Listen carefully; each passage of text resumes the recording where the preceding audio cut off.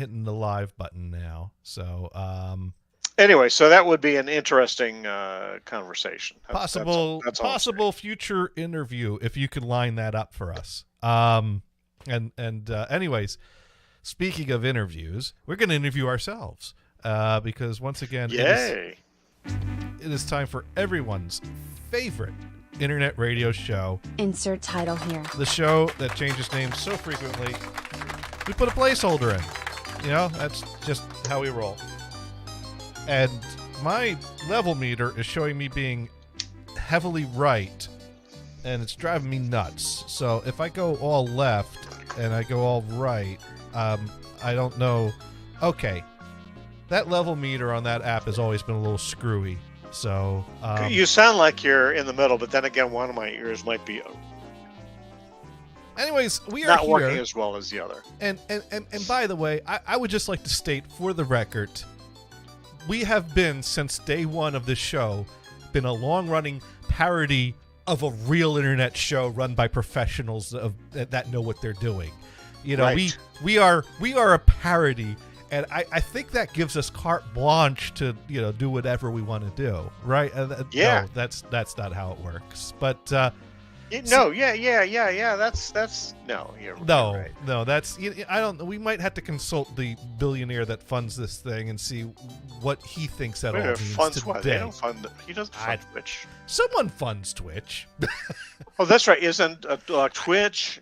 I'm not singling out any single billionaire. So Twitch is I'm singling out all Microsoft. the billionaires. Twitch is Microsoft, right? Am I right? Amazon. And Bezos.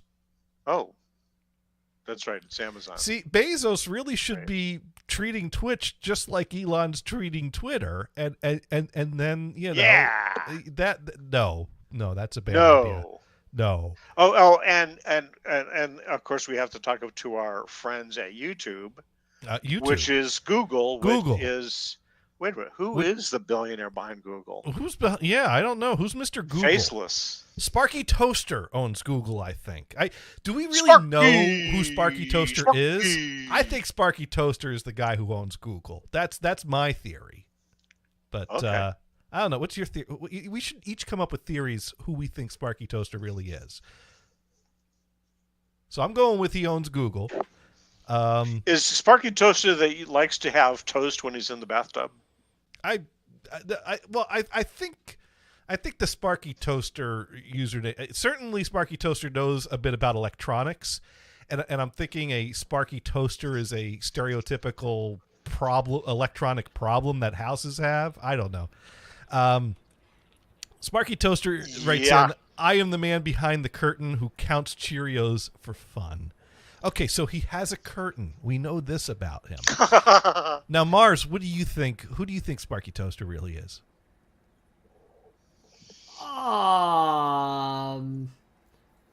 Who, Sparky Toaster? Yeah. How much do we really know about who is Sparky Toaster? I don't know how we got on this, but Sparky Toaster's a player. Okay. He's a player that plays on all the hot Russian pole dancers. Oh, okay. He's the player playing on all the hot Russian pole dancers. Got it. Oh, okay. I don't know if that's correct. I haven't gotten to the chat room yet. That's closer than either one of our theories. Okay. So, anyways, we are here, and once again, we are a parody of a real internet radio show. Now Sparky is going Russian. What happened to Korea? I think you can do Korean too. Oh. It is a well-established fact that Sparky is into the Koreans. Oh, that's fine. That's cool. Yeah. I like that. that's not the right channel. Not the right channel. Okay. So, Sorry. Anyways, it was interesting because yesterday, Dune and I bantered a little back and forth about the whole Twitter situation, and we're going to talk about Twitter. And you know, I have to say, I'm not exactly a fan of what's going on Twitter, but I'm also not exactly a, oh my God, this is the end of the world, because Brian, I think you've noticed that I've basically referred to Elon Musk as as an overrated website owner. That is who he is to me. Yeah. Okay. Overrated Yeah, website owner. I'll buy with that. Although, I- like, what does that really mean? I don't know. I mean, he owns a website and he's overrated. I think it's self-explanatory.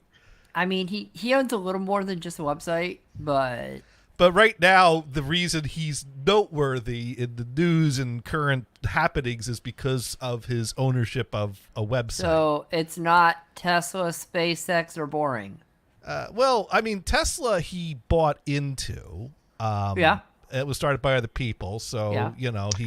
And sued them so that he could be called a founder. right.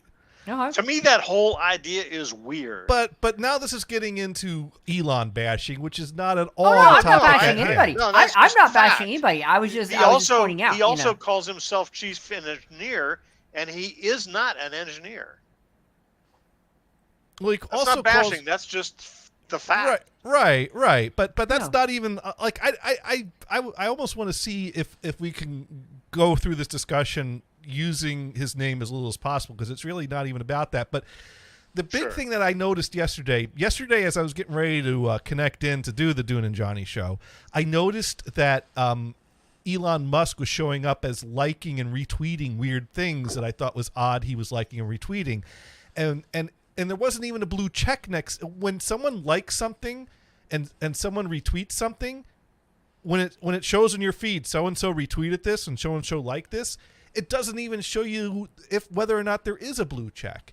And I noticed that the person that was liking and retweeting things that was showing up in my feed that seemed odd was actually Sarah Silverman, who had changed her display name to Elon Musk, which is the same thing that Kathy Griffith did. Now, the difference between the two of them is Sarah Silverman has a Twitter still has a Twitter account today. Kathy Griffith, on the other hand, happened to be the sacrificial lamb to make an example out of everyone, and so she's Mod Pro. hello, Hey, Mod Mod Pro. So, but Yeah, when I mean, the whole thing is just weird. well, He the ability talks about free speech, and then he goes, "Oh well, this person is banned because I didn't like what he said." See, or I she think said. now on the one It's hand, weird. changing your display name to someone else's name and changing the profile picture to match, and then going and doing something with that display name shows to me a flaw in the system. And I think the flaw in the system is the bigger problem than the jackassery people are doing with that flaw in the system. Not to mention, basically, people were using the flaw in the system not to scam people or mislead people. They were using it to troll someone by saying, hey, look at this dumbass flaw in your system. And troll him, Yeah. they did, and react to the trolling, he did. And basically said, I declare that I will ban you all for this unless you make it very obvious it's a parody, which is totally not how the art form of parody works. So actually, the funniest thing is I follow this person. I forget what he calls him, the God Almighty or something like that. The guy, right? oh yes, the voice of God. and he changed his name to God Parody Almighty. That way he wouldn't get bummed out by Elon. That was just funny as hell. That guy, that one. There are actually a number of now God that parody is accounts. funny because he's responding to something that's happening, but to Yeah. make your God parody account labeled as parody from the start would have been lame. It's only funny Sure. because it's a response to all this, and it's absurd That's that right. a That's Twitter right. account. He's not going to ban me because I've used the word parody. I mean, show of hands, how many people thought that was actually God tweeting down to mankind? Well, then again, God does work through people, so in a sense, aren't all Twitter accounts the voice of God? That's pretty deep. That's too deep for this show. We're pretty shallow here. No. Venison I used to do tweet. follow What a does that number say? of atheists that would make fun of that.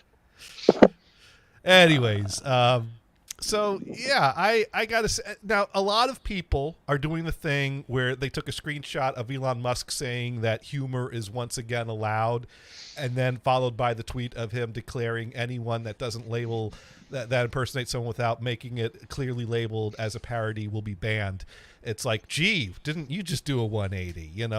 We're gonna stop, but then he has to stomp it out. So I don't know. I mean, it's the type of thing where, yeah, it's a problem if you can easily impersonate someone and use that to manipulate others.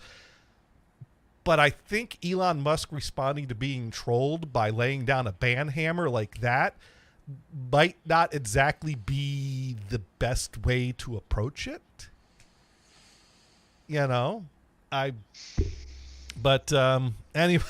Anyways, that's what happened. And so I would just like to state once again for the record, we are a parody. And right. Anyways, we really need to have someone else on the show that can balance out our hey, Sparky, do you have a microphone? Oh.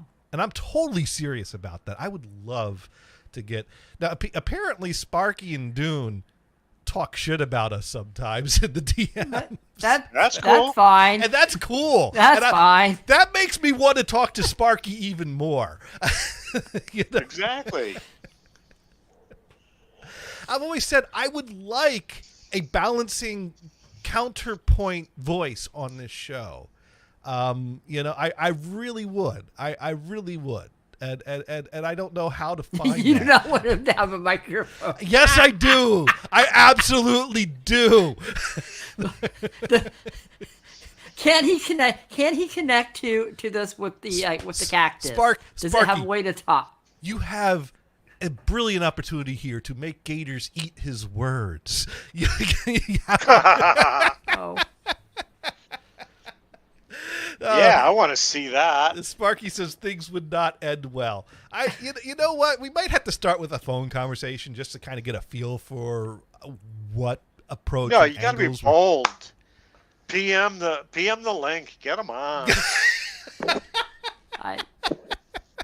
I'll just sit back and drink some coffee. How's that? I'm gonna do it. I'm gonna go load up the Twitch page here. And I'm gonna, I need Dune. No.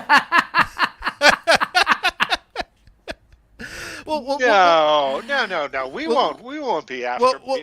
No. He's got a valid point there. Maybe Brian mutes himself while Sparky's in the room. If that's what it takes, sure. That would be win-win. Sure. I say that out loud. I'm totally putting listeners on the spot right now. That's not entirely cool. Poor Sparky. Poor. How do I? Okay, so if I click here and Whisper. They're called Whispers. Yeah, here. you gotta Now whisper Sparky sent me a link yesterday, so I owe him a link. I absolutely owe him a link. So Sparky probably said something good. Yes, he probably did. So let me now he sent the link that I tweeted yesterday about Dune's dick pic, and yes, the 3 Advil pills that formed a because he mixes his elongated and circular Advil in the same bottle, and he dumped 3 out. And, I do that. Yeah.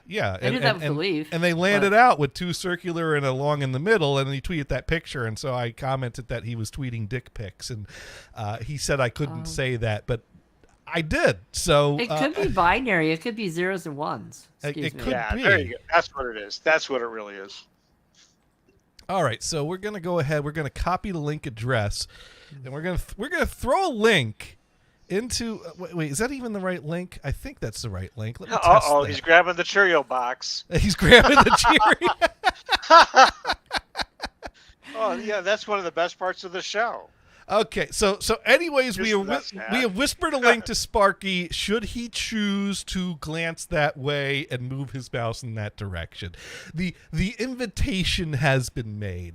And besides, the topic isn't even politics. The topic is Twitter, which kind of maybe has a little slant or overlap with politics, but we're not going to go directly into the politics of it. Good. Try to avoid that. Yeah. I mean, to me, the biggest political part of it is how did we end up with a system that allows there to be billionaires that have the kind of wealth that was used to buy this platform? But then again, he doesn't even have that in cash. Well, remember when all of these started, including Facebook and what have you, those guys weren't billionaires then.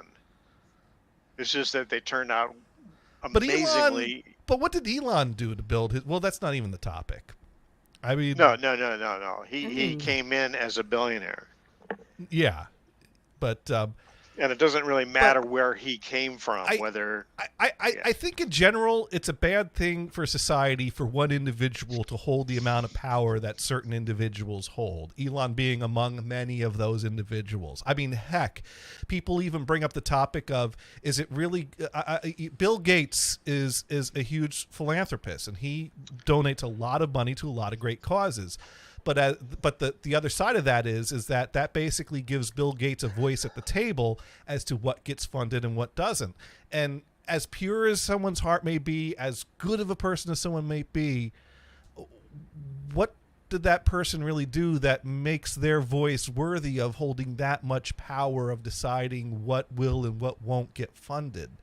That's kind of, you know, so I really don't think one individual wielding the amount of power. Let's put it this way. Yeah.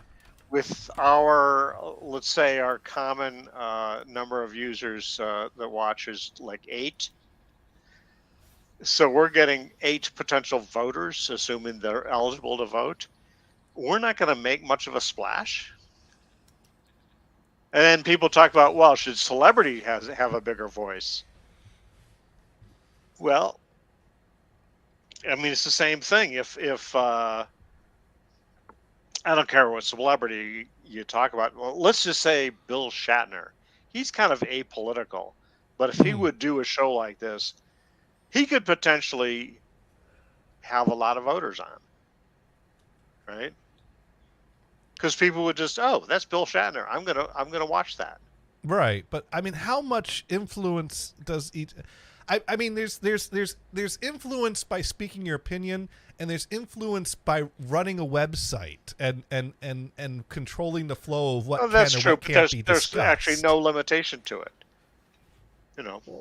Now to answer Sparky Toaster's question, I have a big problem with all the money in politics in general. I think that, you know, we got this system where the person with the more money has the louder voice, and I don't know if that's really a good thing in our system.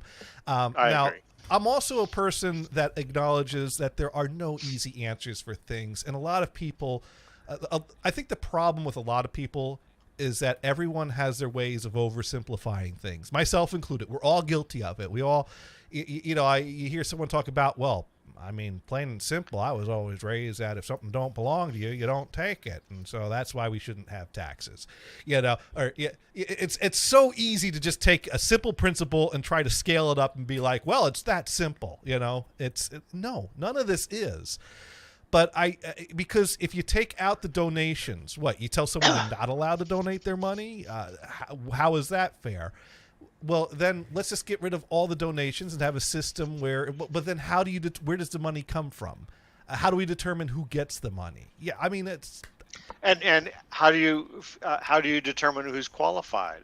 Right, exactly. So who's suddenly qualified you have, to get the money to be funded? 50 candidates to show up. Which one gets the money? See, and that's and that's why we end up with imperfect solutions. And the problem with imperfect solutions is it's real easy to point to something and point out the flaws with something and get rid of it, and then end up with something completely worse because, well, we had to get rid of that because it was flawed. You know, like the cap on donations. Was it perfect? No. Was there problems with it? Yes. Does removing that cap and now letting even more money flow into this improve the situation? Well, for some it does, but I don't think it does. But then again, we've gone completely off the rails on talking about Twitter. No, but it was Sparky's question, so it was fair. Anyways, that's my take. I don't like political donations. I don't like lobbyists. I'd like to get the money out of politics. Really is what I'd like to see. But that's what politics is. No, What are we going to do with politics? Is money? supposed to be a representation of people to make policies to run as a society. Mars wants to talk about coffee. Coffee is good, yeah. Coffee is good. You know the slave labor that it takes to get coffee. No, kidding. Let's not ruin coffee. That would just be wrong. Johnny, you are a parody. I am. Johnny Gators is a parody of Jonathan Guitars. So I parody myself. Right. That's funny.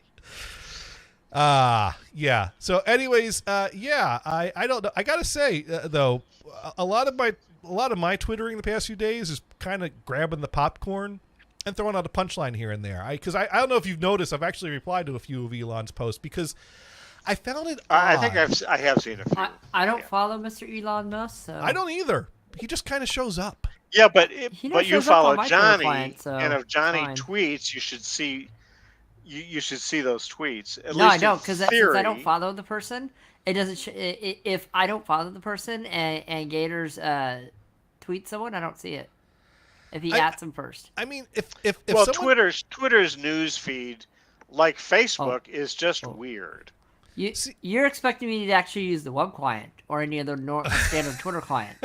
I use the Blindy client, and all it does is show the regular tweets in order. That's all it does of the people I follow. There's no ads. There's no nothing. See, what I found really odd. How it should be. What I found really odd was that on November 4th, Elon tweeted, Twitter has had a massive drop in revenue due to activist groups pressuring advertisers, even though nothing has changed with content moderation, and we did everything we could to appease the activists. Extremely messed up. They're trying to destroy free speech in America. To which I replied, well, since when does free speech equal supporting a billionaire's website? I mean, they were free to speak. The people that are buying advertising are free to respond to that how they want to. And Elon's free to kind of whine about it on his platform. But I don't think that really equals destroying free speech. I really don't. I kind of thought that his argument there was weak. But that's just my opinion. And then the other thing I replied to was, he wrote power to the people and pinned that post. And I replied back, the problem with power to the people is if you turn it over, you get touch me. And no one wants that. So you got the reference I made there. I didn't see that tweet, but that's funny. So you had that 45, I take it. No? Yes? Brian? Not me. I'm not catching that reference. I guess well, you thought it was funny. Why did you think it was... No, but it's just funny. I don't have to own anything to think that it's funny. But you don't get the reference. Okay, I don't get the reference. No, I'm confused that you still found it funny without getting it. I guess it's funny without even the context. But Power to the People was a John Lennon 45, yes. And he threw one of Yoko's screaming songs on the B-side, which was called Touch Me. Ha ha ha ha ha ha. Yes. Okay. Yeah. So that was Now I made it less funny. That's right. When you have to explain a joke, it's not funny at all. Isn't that weird? And then the other thing he said was, trash me all day, but it'll cost $8. And I thought that was odd because, like, last I checked, Twitter's still free and doesn't require a blue check. No, that's just for the check mark. Right, but he said trash me all day, but it'll cost $8, implying that it would cost $8 for me to continue trashing him. And that's when I replied, well, what's to stop me from trashing you all day for free other than having better things to do than trash an overrated website? Right. And that was, okay, that came off really snarky, but I just thought it was funny to call him an overrated website owner. Nothing personal against the guy. Did he ban you? No. I don't even register on his radar. Oh. He did not read that. I doubt he read that. I could tweet Elon a link to join in and co-host the show. Well, everything he will says, not he has thousands of If you responses. do, and he shows up, I'm leaving, just to let you know. Maybe if we get him and Sparky on, that will balance it out. There you go. I don't want We my need to do name that. associated with this if this all happens, just to let you know. Now No Sparky offense to Sparky. Now, Sparky wants to know if I felt that Twitter was overrated a year ago. Well, I didn't call Twitter overrated. I called Elon overrated. A year ago, I didn't even think enough about Elon to decide where I rated him. So, And I know a number of people maybe. that have no interest in going on Twitter. Well, No, I they find didn't. Never it- have, never will. They'll say it that way even. I will say, And they'll be on Facebook, so it's not like they're not Yeah. anti-social media people. So, well, I mean, oh, okay. Now, Sparky's saying, I think you called Twitter overrated. Check the VOD. Well, I read the tweet. So if I check the VOD, what's to stop me from trashing you all day for free other than having better things to do than trash an overrated website owner? Oh, I see. Overrated website. Those two words are together. I guess. Okay. But no, I said overrated website owner is what I said. However, I have in the past pretty much said I don't really give much of a shit about Twitter. It could disappear. I don't care. It could stay. I don't care. I'll tweet on it. I'm not going to leave it, but I'm not going to cry over it. So perhaps I have at times said things that imply that Twitter's overrated, and I've never rated it very highly. I think it's a great place to vent when I just want to scream a bunch of loud obscenities into a void someplace. So to me, the value of Twitter is you don't have to wait for the news to come out. If something happens, Twitter will get it first. Well, but I think that Twitter has lost that edge, that value. That's what it was for. Well, let me. I think every online news outlet is pushing to put everything on there. It's just that you have to know you're looking for something to find it, and Twitter just has a feed that. But then again, my phone has a news feed in it. But the problem is my phone news feed feeds me things based on what I've tapped on, and so now my phone thinks that I want to read news stories about what spicy exchange Pat Sajak had with today's Wheel of Fortune contestant. And I want to know. You wanted to know about that. And I want to know who has that job writing articles on a daily basis about the spicy interchange between Pat Sajak and today's Wheel of Fortune contestant. Because I've read multiple news stories with this the premise. value of Twitter, you don't have to wait for that guy to talk about that issue. I could just watch Sajak. Wheel of Fortune if I really wanted to know. No. But you get it more instantaneously. You'll get some guy that knows something else about Pat Sajak, and that will be tweeted way before anybody else knows. Right, See what I'm saying? but the thing is, usually it's the news I read is such non-news. No one would have tweeted it before it aired.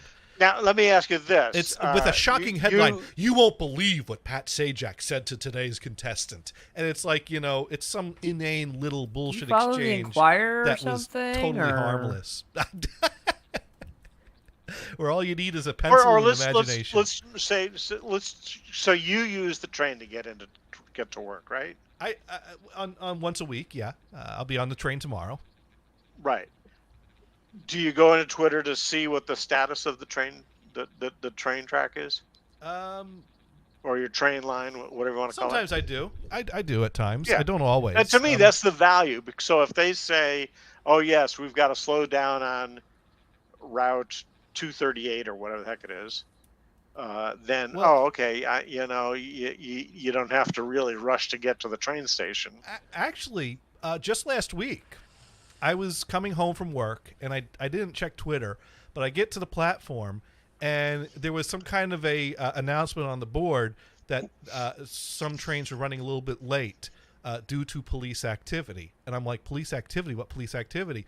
So I brought up the Twitter account for the MBTA, and it also basically said, and I basically saw that basically somewhere around noonish or midday, there was police activity in Providence that delayed trains by hours, that closed a section of track.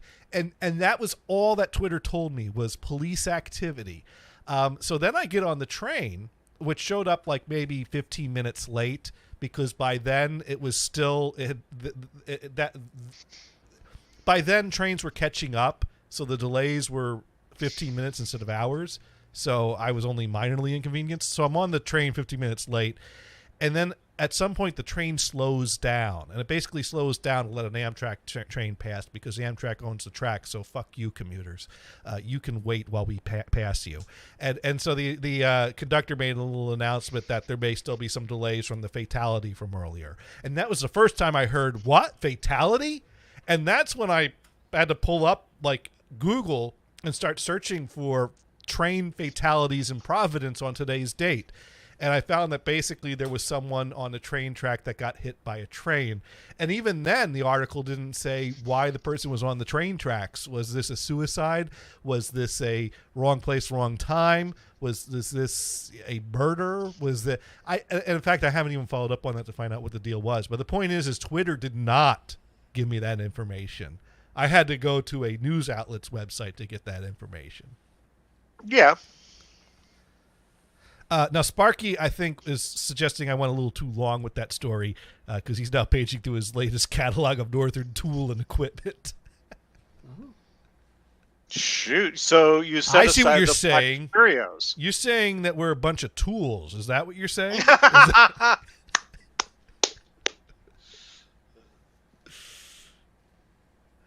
Sparky says it would end well if we gave him a microphone, but I have to wonder, does Sparky spend much of the show, whenever we go on these topics, screaming at his computer? I'm genuinely intrigued now. If Sparky's there, like,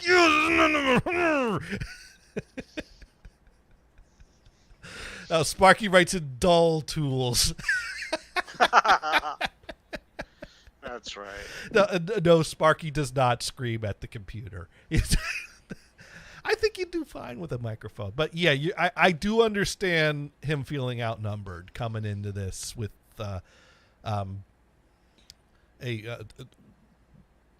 two very left-leaning individuals. Although, Brian, you were once a registered Republican. Although I consider myself a moderate. I'm not left-leaning, really. Right. You really don't even like Democrats that much. You don't really. You're not behind the platform, but you just really don't like what's going on the right these days. Yeah, I think the right has lost its way. It's pure and simple. Whereas other people think that the right has found its way, and that it was that they didn't have their way. Yeah. So and to me, they're going very narrow. They're kicking people out of the Republican Party, literally. Yeah. No. So it's lost to the single view, and that is we're planning on doing nothing.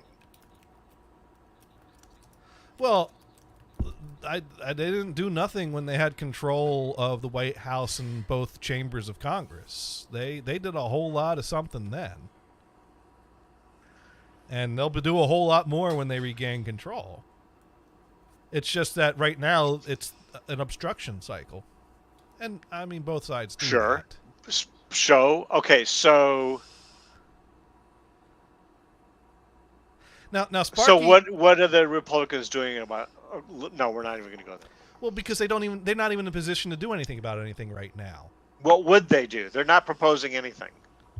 Well, at this point, they only complain. Well, here's the relevant topic right now. Sparky has brought up: is the left on the right track? Probably not. Keep in mind, I'm someone that thinks that the left doesn't go far enough because I'm a bleeding heart liberal. Basically, and I don't claim to have all the answers, but I think we should have guaranteed access to health care. I think we should have better access to education.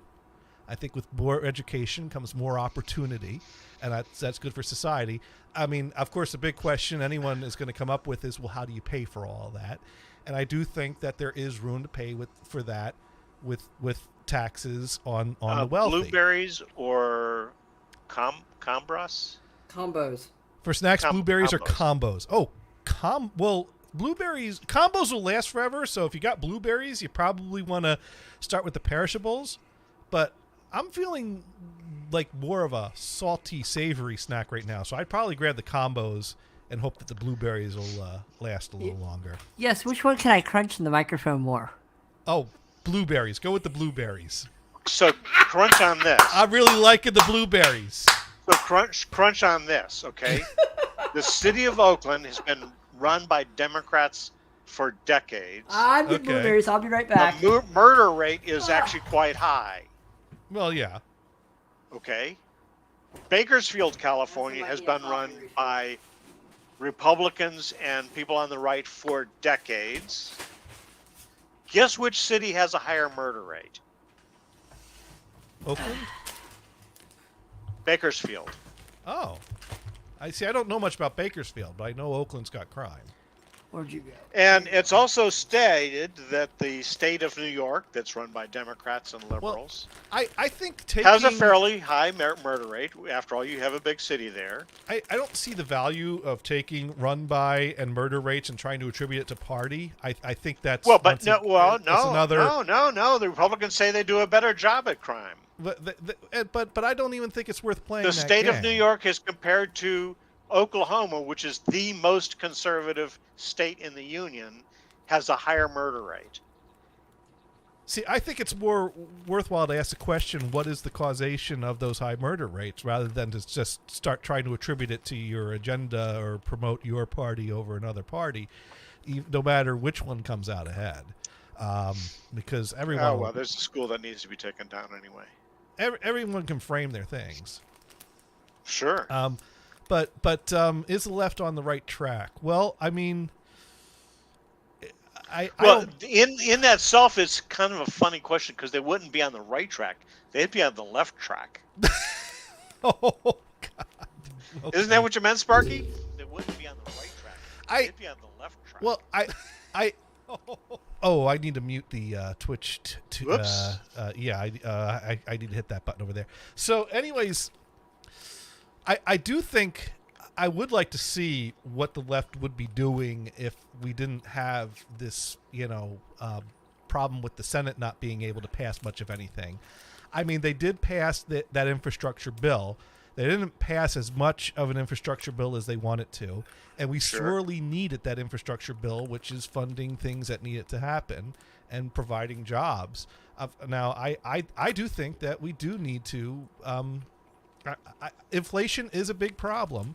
Let me ask you this question. Let me ask you this question. I wouldn't attribute that to the Democrats. I mean, that's... Let's ask this question on the infrastructure. Shouldn't the states fill those gaps? The states is just sitting back saying, "Oh no, we're not going to do anything. This is all going to be federal money." Suck on that big teat. No, I do think that there is room for states to fill gaps. I think you got a good point there. And they're not. I'll give you that one. So that's what blueberries sound like. Oh, am I eating? Yeah. Here's an unpopular idea. Boy, let's have another one.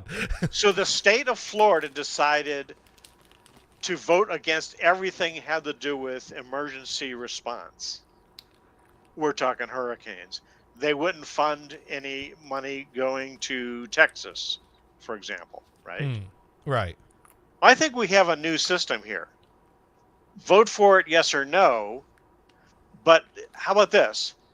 We're going to fund Florida for their hurricane damage, help them get back on their feet, if their state legislature votes to accept it.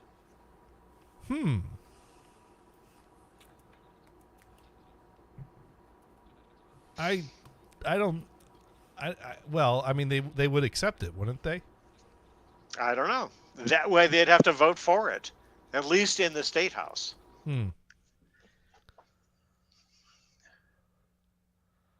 Now, Sparky writing in, not to worry, after tomorrow, one side will hold the House, one side will hold the Senate, so nothing will get done. So come 2024, both sides will blame the other side for nothing getting done. Well, I mean, and that happens, and yeah, I mean that's Sure. and some people see Maybe, this or as a maybe. good thing. Maybe. I think we have a very I think the dysfunction in our system is a real problem, and I don't know how. And it always has. You could go back to But the presidency of Richard Nixon, where you had Democrats running the Congress and Republicans holding but they the managed. executive, But and they there was a managed lot to that get wasn't things done. done. They managed to get things done, though. It's gotten even worse in But the our whole time. concept of compromise was a thing then, Right? rather than just a And giant four-letter word. and yeah, and now we're in a state where you gain popularity by doing nothing, because you're not judged on what you do. You're judged on what you've stopped the other guy from doing. We've all just demonized the other side, and that's why I think both sides have had their vocal moments of people saying we need to get rid of the filibuster, because no one's interested in actually trying to find a way to compromise. We're just interested in block the other side and try Right. to ram through. Trump was a big Yeah. fan of getting rid of the filibuster. And then when the Democrats took control, all of a sudden that was the new thing that all the left wanted to do, except for two people, and get rid of the filibuster. And Sure. and I mean, that's basically, it looks like that that's coming. It's a question of which party's going to do it first. I mean, that's Who's going to blink? Someone's going to get rid of the we've already whittled away at it to the point that they want to use the nuclear option to appoint judges, and then Supreme Court, and now, so it's just whittling away, and everyone will point and blame each side for this, that, tit for tat, but you know what, you can keep going back, and everyone's playing the game. But we were here to talk about Twitter. I guess the question is at what point did Dune tune in, and how many seconds did it take him to just go nope and walk right? Because we all know that at some point in the past 40 minutes, that is exactly what happened. Tune in, nope, close. That is exactly what happened. Well, I put my ballot in. And if you haven't voted, vote, and vote often. No, vote once. What I like That was a in parody. California is that they tell you your ballot is coming. Right. You execute it. You go to the thing. You drop it in the box, and then they tell you not only that we got it, but we've already counted it. And some places aren't allowed to count until. I know. Until. Is that absurd? Yes. So how many days you want to run before you report your results? Like someone posted a video of this old guy who's very concerned and upset and agitated, dropping off his envelope, and he was pissed off that they weren't counting the vote, that he was putting it in a box. He's pointing out how this is not secure. I mean, it's a box that's locked that has certain controls over it. I don't, how do you, if you don't trust a box with a lock on it, do you trust a machine that's counting it? Do you trust anything? At some point you hand off your thing and you have faith that it goes, or you don't have faith that it goes on. So to the system. where did this come from? Well, that's the thing, is that he made a comment that, this is, this is just opening up to fraud, just like the last one. So he's clearly one of these, and who reported it? Some Twitter account posted this little video. So it could have been a parody. It could have been acted, but it looked pretty real to me. And it's Did they do it that on their own? Was there some news media that plugged it? This wasn't news. This is just someone with a camera. Now, here's the thing that was funny about it, though, was that this guy rants and bitches about how stupid this lockbox is, and they're explaining to him, sir, they don't allow, it's illegal for us to count it. That's the state law. This, that, whatever. And then as he's walking away, they had to flag him down and scream for him to come back because he forgot to sign the envelope, which would have Right. invalidated. So the only reason his vote even got counted was because a person sitting at the table called him back. And of course, you get people in the comments going, "Good for you for doing that," or "Oh, you should have just let them walk away." And other people replied, "Well, it's our duty to call them back. We need to do everything in our power to count every vote. We take this very seriously." Now, Sparky writes in, "Do you trust the person who opens up your ballot and changes your vote for their own? Who is watching the ballot openers, data enterers?" Here's the thing. I have no evidence that there is any problem with the system that I need to worry about someone so I changing got my two vote. ads logging in. One was Jack Link's beef jerky, Okay. and the other was Amazon Music. Okay. 2 sponsors this time. We get double the money. See, anyone Wait a minute, we don't get can any go, "Do you trust that?" Or "How do you know that someone isn't doing that?" Or is that, but that all is noise. I mean, in 1976, You have to have evidence. was asked to serve on at one of the polls. Mm-hmm. I was in a Democratic town, and they were looking for any Republican to fill that seat. Okay. Because in Connecticut, they want somebody from each party to be at each poll. Okay. So you can look for shenanigans like that.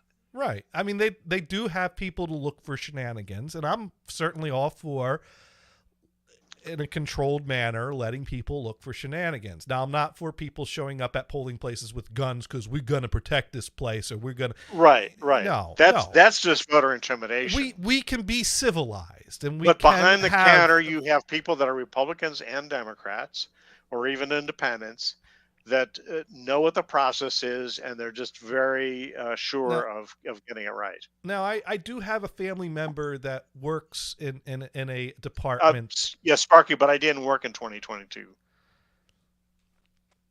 So I can't speak for now. So you're speaking to something in history that might not be completely relevant today, but still. And it depends on what state you you're can in. That was the state of Connecticut. Right. Every state has their own rules. Like I have a family member that works for a state department, and they have, it's very a lot of the counting is done on Windows XP computers. Now, before you get alarmed about that, they are not allowed to be attached to any kind of network or anything. They are on their own segment, not attached to an internet. There's no hacking into these things. They're segmented off. The IT department sees to that. Most of these counters are elderly volunteers. Is there an Ethernet cable that goes to the computer? There may be Ethernet cables that go to a local network to tie these together, but there's no connection whatsoever to internet or outside of that isolated network. And you believe that? Yes. Okay. The person I spoke to is a close family member who works in the IT department and sets up these computers. Okay. And so, yeah, because of funding, they're old computers that the challenge is keeping them working. My first thought was, XP, is that secure? He's like, they're on the segmented network. They're not touching anything. They're not allowed to touch anything. They get the problem is that a lot of these workers are elderly volunteers, which then brought in COVID concerns that you bring in a bunch of elderly people into this center to work on these computers and count things. But they're volunteers. Now, are they scanning paper ballots? I didn't go much more into that beyond that, but that was just part of a conversation that was mentioned in passing. Some of these things were in passing. I forget what we were even talking about at the time. But, there are, this isn't the Wild West. This isn't a, 5-minute conversation about, let's just grab a bunch of people here and start counting some things and not pay any attention to anything. Elections are very controlled. Not to mention also using statistics and data models and things like that. People have ways of detecting fraud by analyzing the data. And there are people looking for those things. And does that mean I have all the answers and I know for sure there's no fraud? No. You know how statistics works? Well, I don't. It really comes down to, what do you want the answer to be? Well, that's not always the case. Actually, I listened to a very good podcast some years ago about this high school election. Now, mind you, this is a high school election. Is this story completely relevant? I don't know. But it did give me some pause for thought. And basically what happened is that someone noticed irregularities in the turnouts and the voting patterns in this high school election that they detected there was an element of fraud. And I, you know what? I'd have to look up the podcast and send you out the link and recommend it. But the point is that through looking at the data, they were able to do research, and this team of high schoolers were basically able to study these numbers, determine there was fraud, determine where the fraud came from, and prove it, and fix overturn the results of the election and clear up the issue. Now, if a high school can handle this, you got to figure our states have got to have measures in place that they're looking for these frauds. Of course, if you think that the state's in on it, then I can't help you. If you're gonna distrust everyone, I can't prove anything or make you trust anyone. So Mars said, "Well, if they're not going to talk about coffee, I'm out of here." Oh, I didn't mean to isolate Mars. Sorry, that was a joke. Not serious. Now, Sparky asks, are all voting machines not tied to the internet? Now, They weren't in 1976. Now, I don't know anything about voting machines. I just know about the computers that volunteers were tallying counts on from ballots in a certain state. And mind you, every state, we have 50 states running individual elections with their own policies, their own machines. So it's you can't. In fact, really... I suspect that the rules are different from county to county. In some states. You can't really that. You know what? That is a problem. There is something to pause and consider. Maybe nationalizing a certain standard to things. Of course, no one trusts anyone to do that. So that's like, right. Do we even really want to consider that? But there is absolutely no standardization because it is such a policy set by region type of thing. Sparky writes, in statistics, same as polls. They get the results they want by asking the groups of people they want to. That doesn't mean that every statistic is wrong. Who funds it? But that doesn't Who's giving them the money?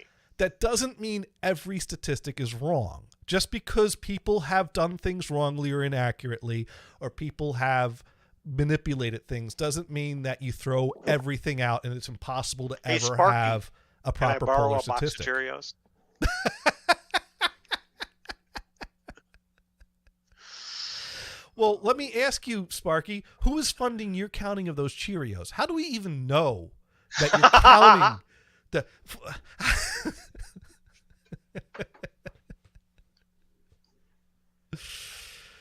Sparky has denied your request. Hey, if Mars comes back, can we change the topic? Or if we change the topic, can Mars come back? Sparky funds himself. You go buy your own Cheerios, Brian. Okay. Well, I was just going to borrow for counting. Oh, you're just going to... Well, see, Sparky, we just want to verify your count. We just want to make sure that your count is accurate. How do we know your count is right if we don't, verify that? There could be something funny going on. Hey, I think Sparky's going to count properly. I'm not worried about You know what? I have no evidence that Sparky is miscounting his Cheerios. Sparky doesn't want our gribby mitts on his Cheerios. I don't know. Here's the thing. I have the microphone, and I go on these loud spiels to everything that Sparky types in a few seconds. And that's where it's like, really, Sparky should click that link and tell the two of us to shut up for about 5 or 10 minutes and rebut everything we've said. And then I'll talk for another fucking 2 hours about that. But because that's just how I am and who I am, and I can't help it. Okay, so... This is a serious question. Serious question. Is there a cereal that has different colors? So, like, there'll be a red kernel, a blue one, a green one, whatever. Like a bag of M&Ms. Well, Fruity Pebbles, Fruit Loops, Tricks. Yeah, different colors. So maybe the thing to do is just instead of having a raw count, right? Hmm. Have a count by color, Hmm. right? So you get your box of tricks if that's what you got, or Fruit Loops, and Right. you say, okay, so we got this many red ones, this one, and then look at percentages and do something with the statistics and say, is this what the manufacturer intended? Or are we Spark. going to find you're going to have equal quantities of each, No, roughly, Sparky says statistically? yes. Make sure all colors are equal. Now, I think you would think by law of averages that Fruit Loops. I think Fruit Loops has 4 different colors in there, and I can't see any reason why. And I think Fruit Loops is one of those that each piece is the same flavor, that the coloring doesn't alter the flavor. So I can't see any reason why a factory would be manufacturing a greater quantity of one color over the. Well, then again, you know what? I bet you there is a team of people that ask the question, what color ratios is more aesthetically pleasing to the eye? That's right. That's right. Fortunately, coffee does not have this problem whatsoever. Well, I mean, there are different shades of coffee. This is true, a dark Light roast, roast, dark but you're not roast. going to have a You know. mix. Well, there is a blend. Like I'll have a different breakfast blend or something like that, Maybe right? if you get a insert in your cup to split it up into the 3 parts, and then you can pour 3 different blends in the same cup and have it like a lighter section, a darker, and then you could sip Right. So from then you different could sip sides of the the mug. dark one, and then you rotate it. You get the light one, and then the one that has the Yeah, the cat poop in it. the cat, yeah, the cat poop beans that are harvested out. That's a Right. real thing. We've all read about Yes. that. I wasn't joking. This is our appeal to Mars to come back, is what this is you're listening to right here. Exactly. You're listening to two Yeah. guys break The down rest live on of the air. the second hour is going to be only about coffee. Yeah, only coffee until Mars comes back, and even beyond when Mars comes back. I don't know.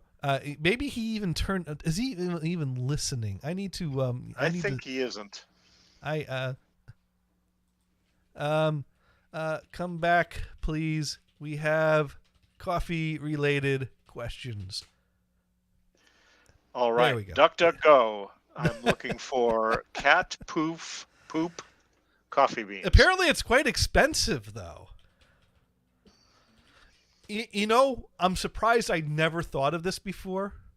eBay's got it. That's one of the first links. eBay's got it. Okay. All right. How much is it? Well, there's a range of prices, but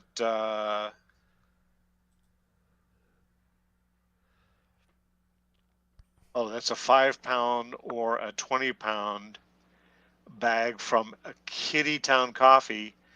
The range is $65 to $215. Well, you know what I'm thinking, Brian? So you're in the $50 range for a bag. I don't need to pay that. I have coffee beans and I have cats. I think that's all you need, right?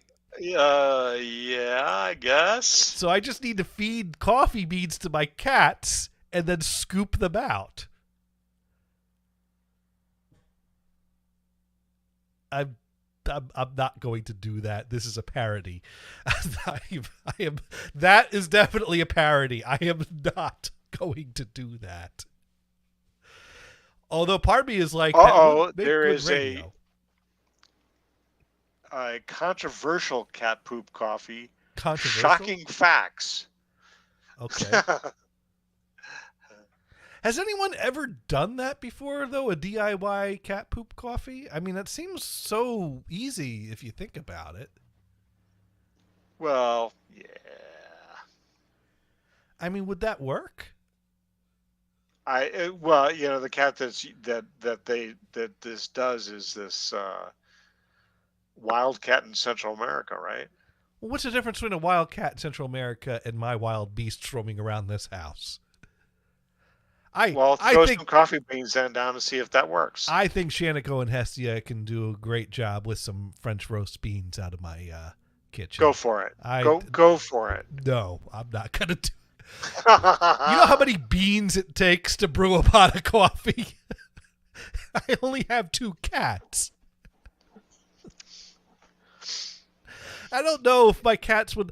And then again, my cats tend to, if I throw down a treat, they chew it up. I don't know if they would know what to do with a coffee bean. Yeah.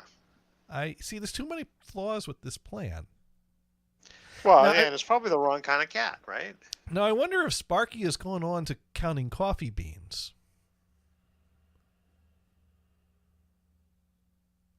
Anyways, I would really love to be able to have more dialogue about just the Twitter aspect without the politics aspect, even if we could get Sparky to call in and just say his thoughts on the whole Elon, Twitter, Parody, and whatever shenanigans have been going in. To try to get back on track to, we weren't going to get political. We were just going to talk about Twitter because that's what's going on today. That's what's happening today. How did I am so undisciplined that I cannot handle a simple Twitter conversation.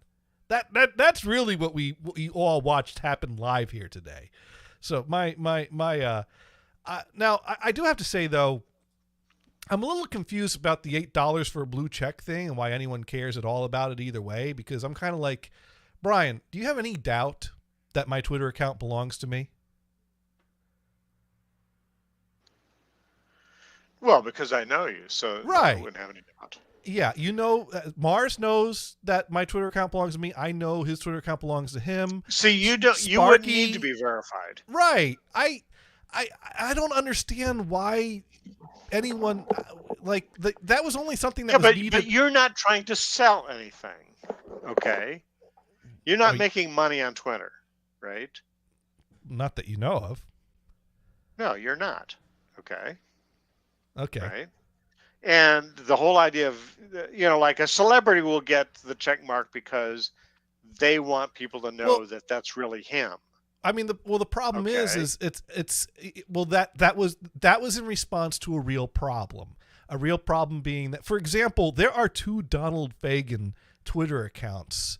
And my first dilemma was, which one's the real one? And I couldn't figure it out. And it turns out that neither one of them are the real one. Donald Fagan doesn't use Twitter.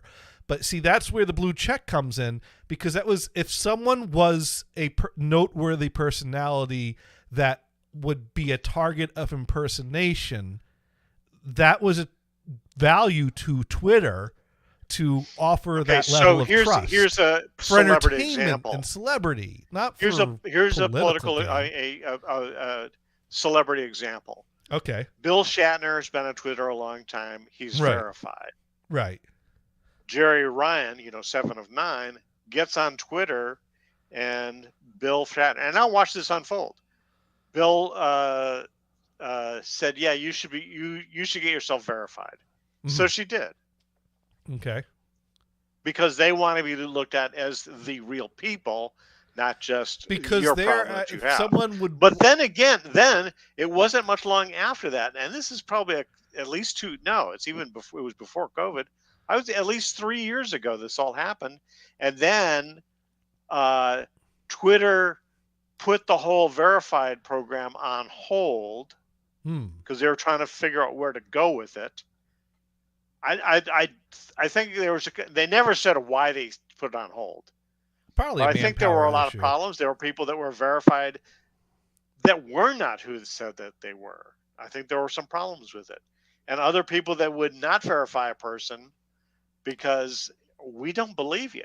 So it basically the problem is that I think it takes people behind the scenes to do that, and they just found out that it was just impossible to do.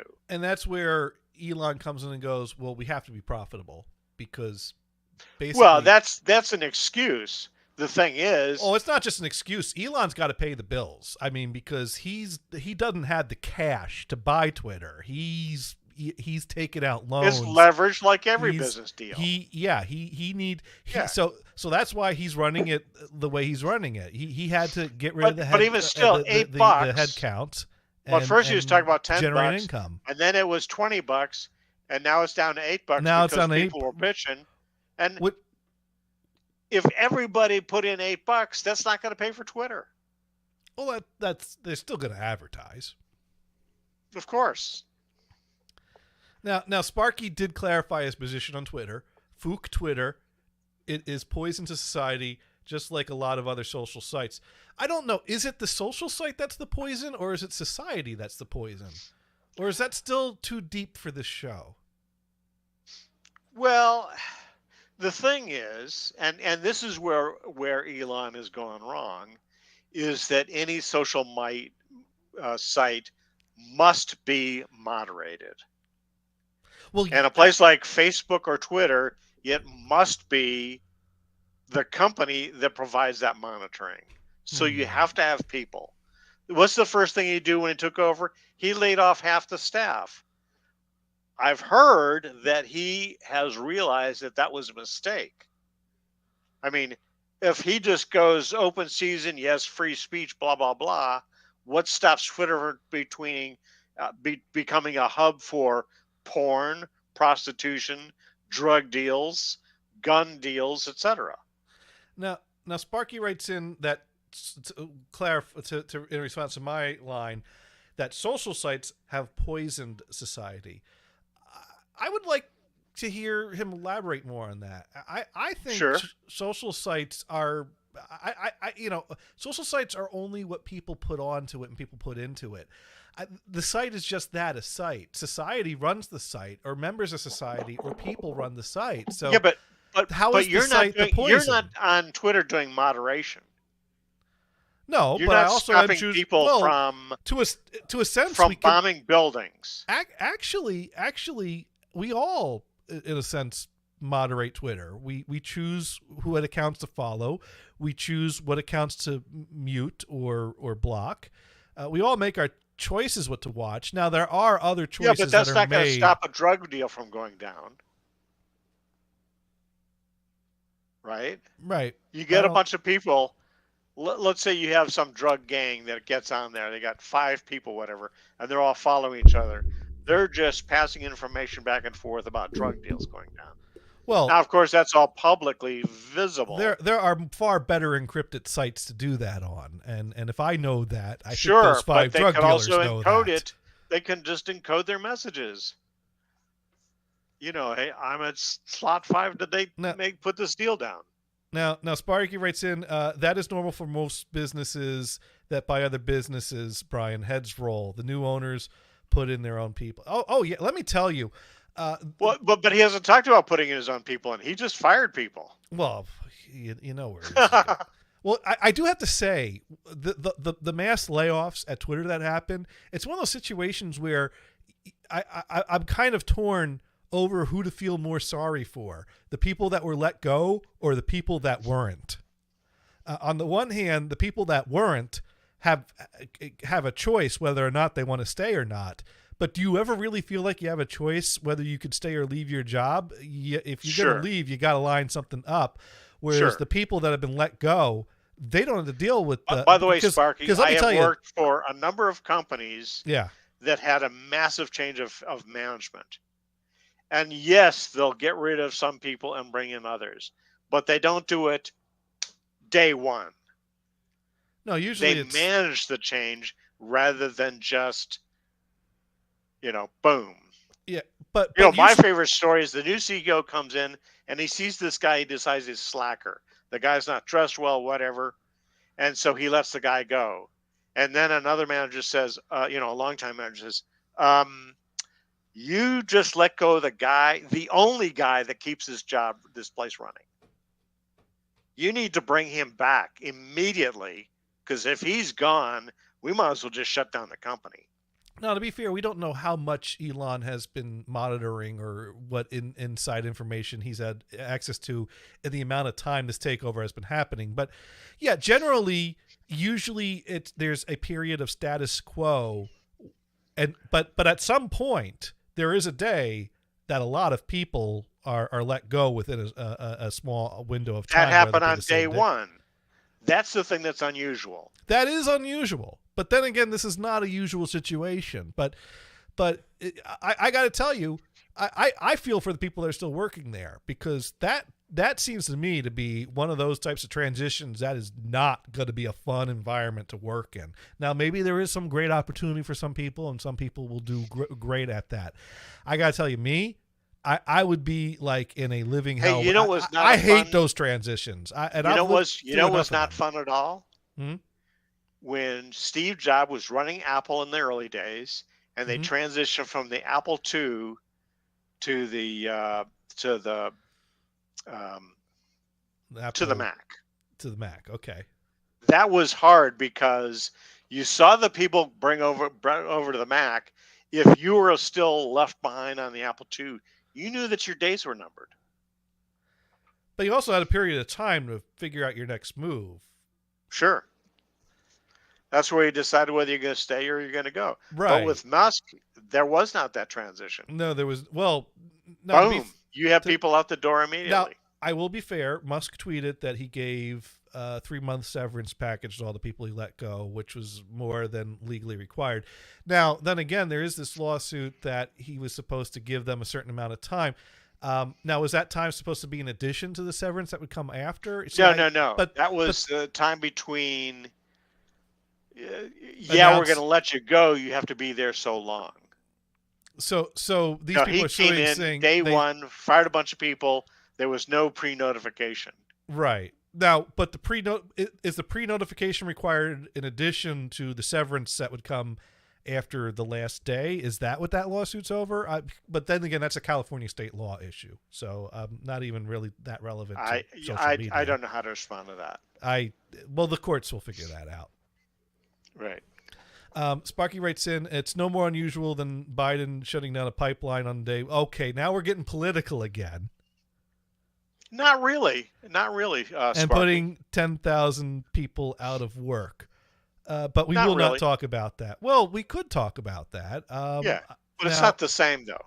It's not the same. No, but I you know what? You might look at it the same if you were one of the guys that got laid off. Oh, certainly. I mean, heck, those 10,000 people lost their job. That's not something to gloss over. So, you know what? I will say that Sparky came up with a really good comeback on this one. Points. Sure. If this was at midnight, he'd get points. Although he didn't make anyone laugh, so this is like the lamest version of at midnight ever. But of course, let's say you're working for Twitter. Yeah. Where would you go from Twitter? Where would you go? Well, I mean, what did you do at Twitter? I mean, certainly you're in the tech field and you're in the Bay Area. There's a lot of tech opportunity there. So. But it's pretty specialized. Well, how adaptable? I mean, you go to HP, they have nothing to do with social media. They're not going to hire you. Yeah, but you have a skill set that you can apply to other places. How specialized can your skill be? I mean, again, that's what language are they using? What in what area? Well, you're thinking of programmers. A lot of companies like very specific application experience, and social media is not an application species. Tharka would never hire somebody. Now, Sparky is fairly going, not the same people out of work, not the same. Yeah, no, I will give, like I said, I'll give Sparky that one. That Biden came in, shut down the pipeline day one. And sure. Maybe we could have done. That wasn't exactly an unknown commodity. And if you're working on a pipeline, you go to another pipeline project. Well, is there? Well, now that we just went political again, Sir Mars came back. Hey, Mars, so we're talking about coffee. Let's quick get off the pipeline, but. Sparky, I'll give you that one. You totally. So now Mars needs to connect their mic and cam. No, Sparky, I'm agreeing with you. You don't have to defend that position anymore. Sparky wins the internet. Yay! I mean, the pipeline issue is not an issue I have studied enough about. It's one of those things that to respond to So I'm going to let Biden Mars turn his camera off advertised before that I he bring was him going up. to do that. I think everybody knew that the Democrats were going to do that. So Mars, what do you think of my cat coffee idea? I don't know. I went to go clean my toilet and take a shower. Oh, Oh, you missed the best part. Hey, Oh. hang on. I gotta. I'm sorry. I went to clean my toilet and take a shower. We, By the we- way, the lemon scrubbing bubbles smell pretty good. Okay, Yeah. and welcome back, Mars. We are sorry to have driven you off. Oh, you didn't drive me off, but you guys. I mean, you know Well, me in the politics. I just don't talk about that. No, on no, air. and So, and, yeah. and, Yeah, and you, that's no you problem. know, well, here's the thing.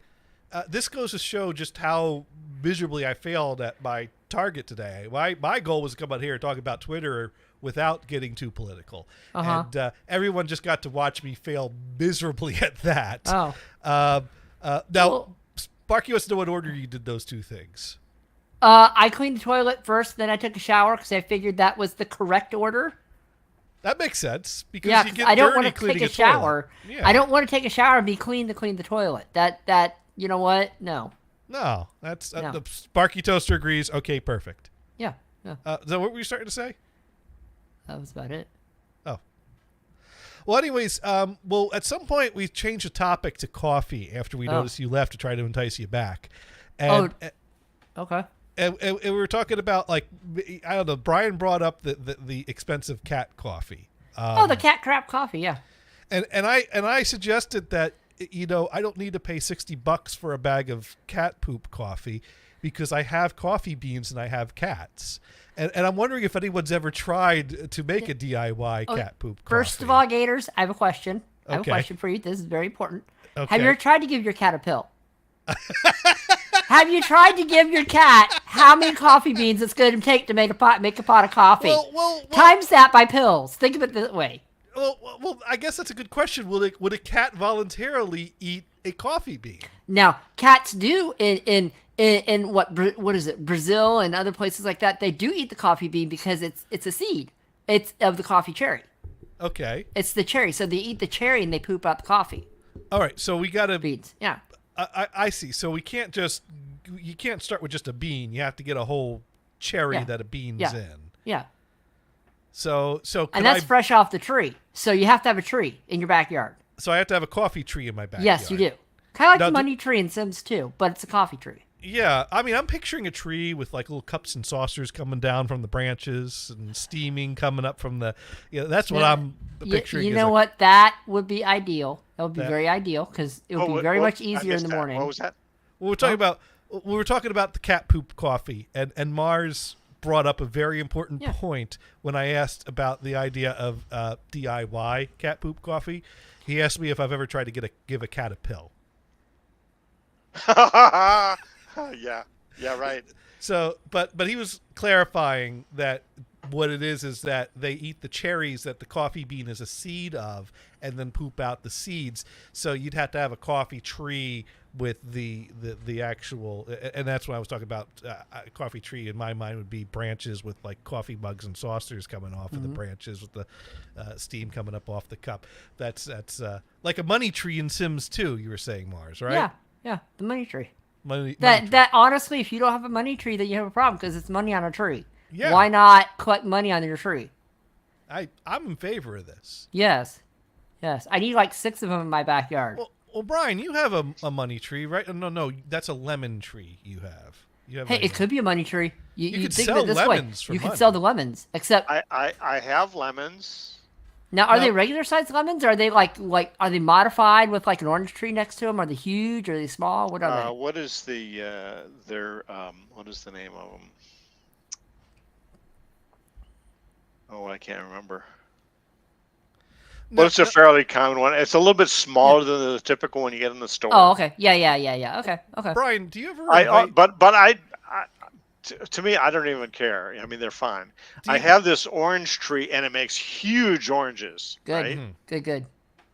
No, they are horrible. They are totally tasteless. Really? Oh, okay, Brian. This is what you do. Okay, your orange tree. How do you fertilize it? I'll get one of those Job sticks, the citrus Job sticks, plop on the ground. Oh, okay. You can buy like this. It's like a powder almost, and you put it within the soil, you put it around it. That helps. And the way we used to do it when I lived in San Jose, we used to actually take our old fish water and throw on top of it to fertilize it. And we had massive sites of oranges, and they were the best things in the world. So I'll have to get some fish. Yes, you need fish. We used to have a 50-gallon fish tank with about 40 fish in it. So you need that. Okay. Make sure to get some tetras and some neons and an angelfish and the the beta fish. Watch out for the beta fish. They will eat your angelfish. You watch out. Oh no, for that. when I lived in Denver, I had fish. I avoided the beta fish. They're cool. Yeah. They're cool, but they're they separate, eat. Each critter has their own little thing, right? Yeah, they're angry. Yeah. Now, Brian, when the lemon tree gets to the point that you have a lot of lemons and you need some help, like picking the lemons off the tree, do you ever invite some neighbors over for a little party? Let me put it this way: this tree is about 6 feet tall and maybe 6 feet in diameter. That's some party, Brian. You enjoy. It's not that many lemons. So actually, it's ready to harvest right now, I think. You don't have enough lemons for a lemon party, is what you're saying? Not really. No, okay. I have thought of. In fact, I'm tempted when I do harvest them to just give it to the neighbors because I don't really use them. By the way, don't Google anything about lemon parties after this show. You know what? That's not TOS. That's not TOS. That is not TOS. And that is not orange juice in the bathtub. I will tell you that right now. That is not orange juice. Well, that's a whole different site. Oh my god. Okay, so again, the orange tree that I have is horrible, but I have a mandarin tree, a mandarin orange tree. Are they very close to each other, or are they pretty far? The orange and the mandarin tree. I would say they're at least 20 feet away. Oh, that's a shame. They're not going to cross-pollinate very well. That's what you want. You want the lemons and the oranges and the mandarins to cross-pollinate. You're going to have some amazing fruit. Well, the mandarin fruit are actually quite amazing. Yeah, yeah. We'll go to the store and get some cuties when we don't have any. Mm-hmm. They'll go, these are not as good. Yeah. And now Sparky points out, also do not Google what pineapple pictures mean when on a cabin door of cruise lines. Oh. Pineapple on a cruise. I don't know that one. Does that mean thank room you service? for the warning. I think that means room service. Pineapple on a cabin Is that like the sock on your dorm door? That could be like the sock on the dorm door, but maybe. All right, I'm googling. Just make sure you're not sharing, sir. Cruise line door. Yeah, be careful what you share. Upside down pineapple, the secret meeting. Okay. Oh. On a cruise, and sometimes also on land, pineapple is code for swinging or wife swapping. Oh, okay. If you see pineapple on a cruise ship door, it means the people are up for meeting other couples for adult fun. Oh. But does the pineapple need to be upside down? Does it need to be on the or pickup sticks? Yeah. So all right. So there you go. So it's code. Okay. Now Sparky, why does Sparky know this?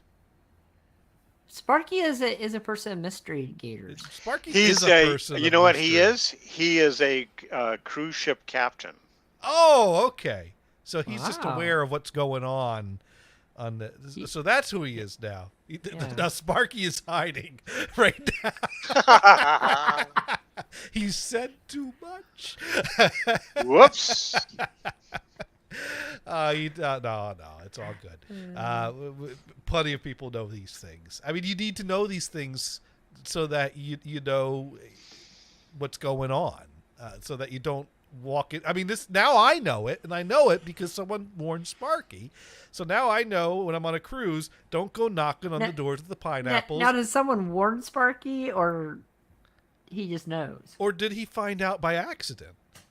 I mean, that could be an awkward situation. you're on honestly. a cruise ship. You've probably had a few cocktails, and you grab a pina colada, and they ran out of pineapple at the bar. So now you have a drink that really needs a wedge of pineapple in it that's lacking the pineapple. All of a sudden, you see a door with a pineapple on the door, and you go, "Oh, that's where they keep the pineapples.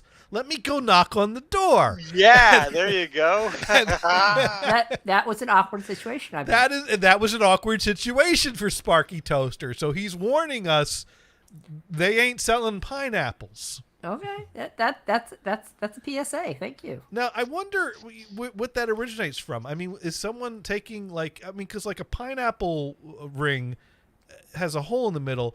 Are these wife swappers wearing pineapple rings on their dicks? I mean, is that what's kind of is this a little bit of foreplay, a little ring toss? I mean, why pineapple? I mean, why not just put, Probably because a pineapple is something that you can get on a cruise ship. Why not just put a sign on your door that says "We wife swap"? I don't know if I'd want. Yeah, but you'd have to have a code for it. Why do you have to have a code? Why can't we just say what we mean? I think the idea is you'd want to have a code. but if everyone knows what the code means, then what's the point? Not everybody. I mean, children may not know. Right, but then people who... Well, okay, so this is all about protecting the children from the wife swapping. Sure. Little Timmy went into the room with the pineapple on the door and never came back. What does that mean? But children like pineapples. This is a horrible code. I mean, SpongeBob's in there, right? That's right. Who lives in a pineapple under the sea? SpongeBob SquarePants. Is a wife swapper. Oh, wow. He lives in Bikini Bottom, right? Yeah. A wife. Who would he Him and swap with? Squidward for Sandy trading or... bikini bottom women. And I don't know. There was only 2 girls in the series, right? There was Sandy and Pearl. Who would be swapping with? I don't know. Who were they married to? I don't think they were married to anybody. Sandy was a who do they hang out Sandy with? was a squirrel and Pearl was a whale. No, I think if you really watched that show, though, and I mean really watched, you'd see what was really going on there. Sure. How many gummies did you have before watching SpongeBob Gators? 3 or 4. Okay, there you go. There you go. That works. I really should. I don't. Apparently, SpongeBob SquarePants is a good show to watch stoned. I've heard, because I remember when they had the movie.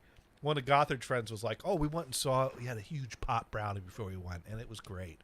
And so I thought it was great without the pot, but I never watched the movies. Well, that was one with the they rode David Hasselhoff as a surfboard. It was great. Oh, that has no innuendo at all, does it? Well, it depends. How much pot did you have? Oh my god.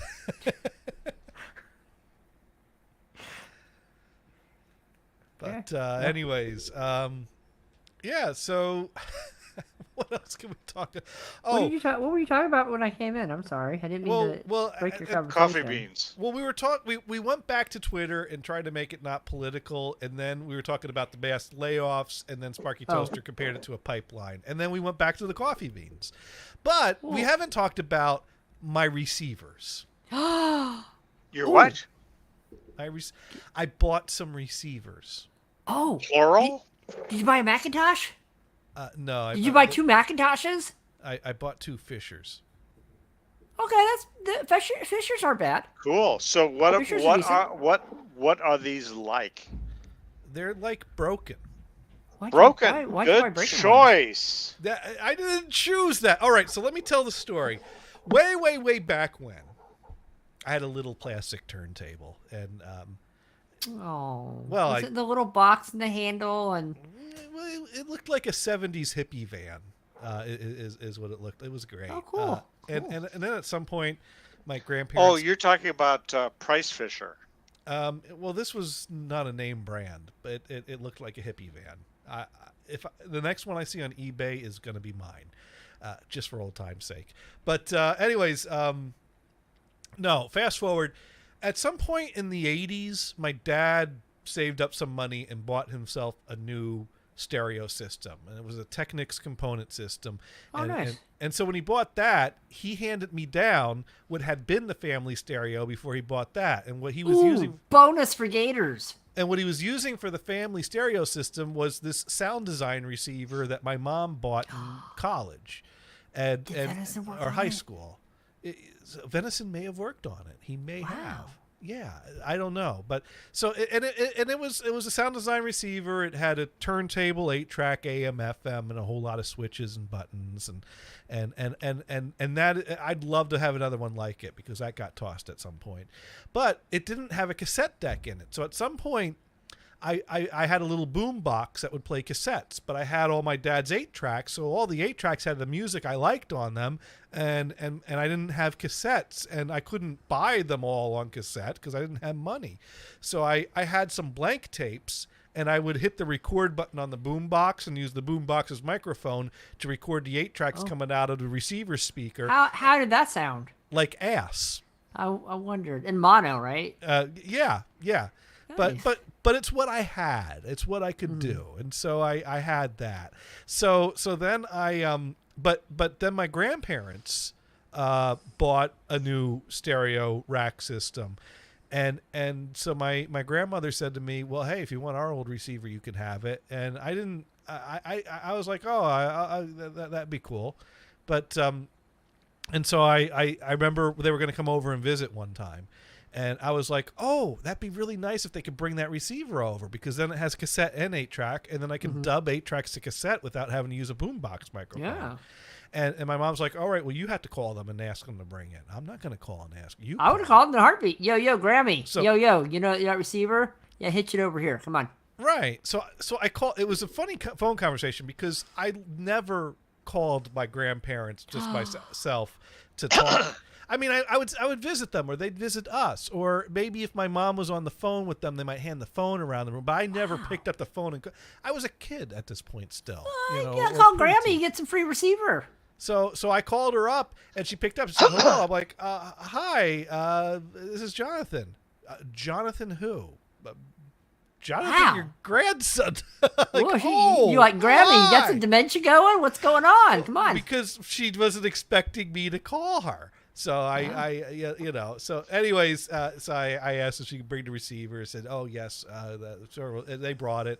And so, and that was a Fisher receiver. It was a Fisher MC 4050A, had a 3-speed turntable, cassette deck next to one another on the top of it. That's a bonus upgrade right there, what you had. That's good. 8-track AM FM radio. The 8-track had a fast forward feature, a pause feature. So it was one of these 8-track players that had like 4 buttons across the top of it, plus a record button because it was an 8-track recorder as well. So you could record cassettes on the 8-track or 8-track on the cassette. So if I wanted to dub a cassette to a cassette, I could dub the cassette to the 8-track and then dub the 8-track back to the cassette and do it that way. And Sparky says, let's talk about receivers. So I'm wondering how many Cheerios we're up to at this point. Because I know Brian is still sitting there just like, damn, really wish I had a box of Cheerios. Hey, I'm paying attention. Okay. So and one day, some years later, I go to turn on the receiver and it's not working right. And I'm like, there's something wrong with the receiver. And my dad, he comes in the room, he fiddles with it, he turns it off, he says to me, well, you broke it.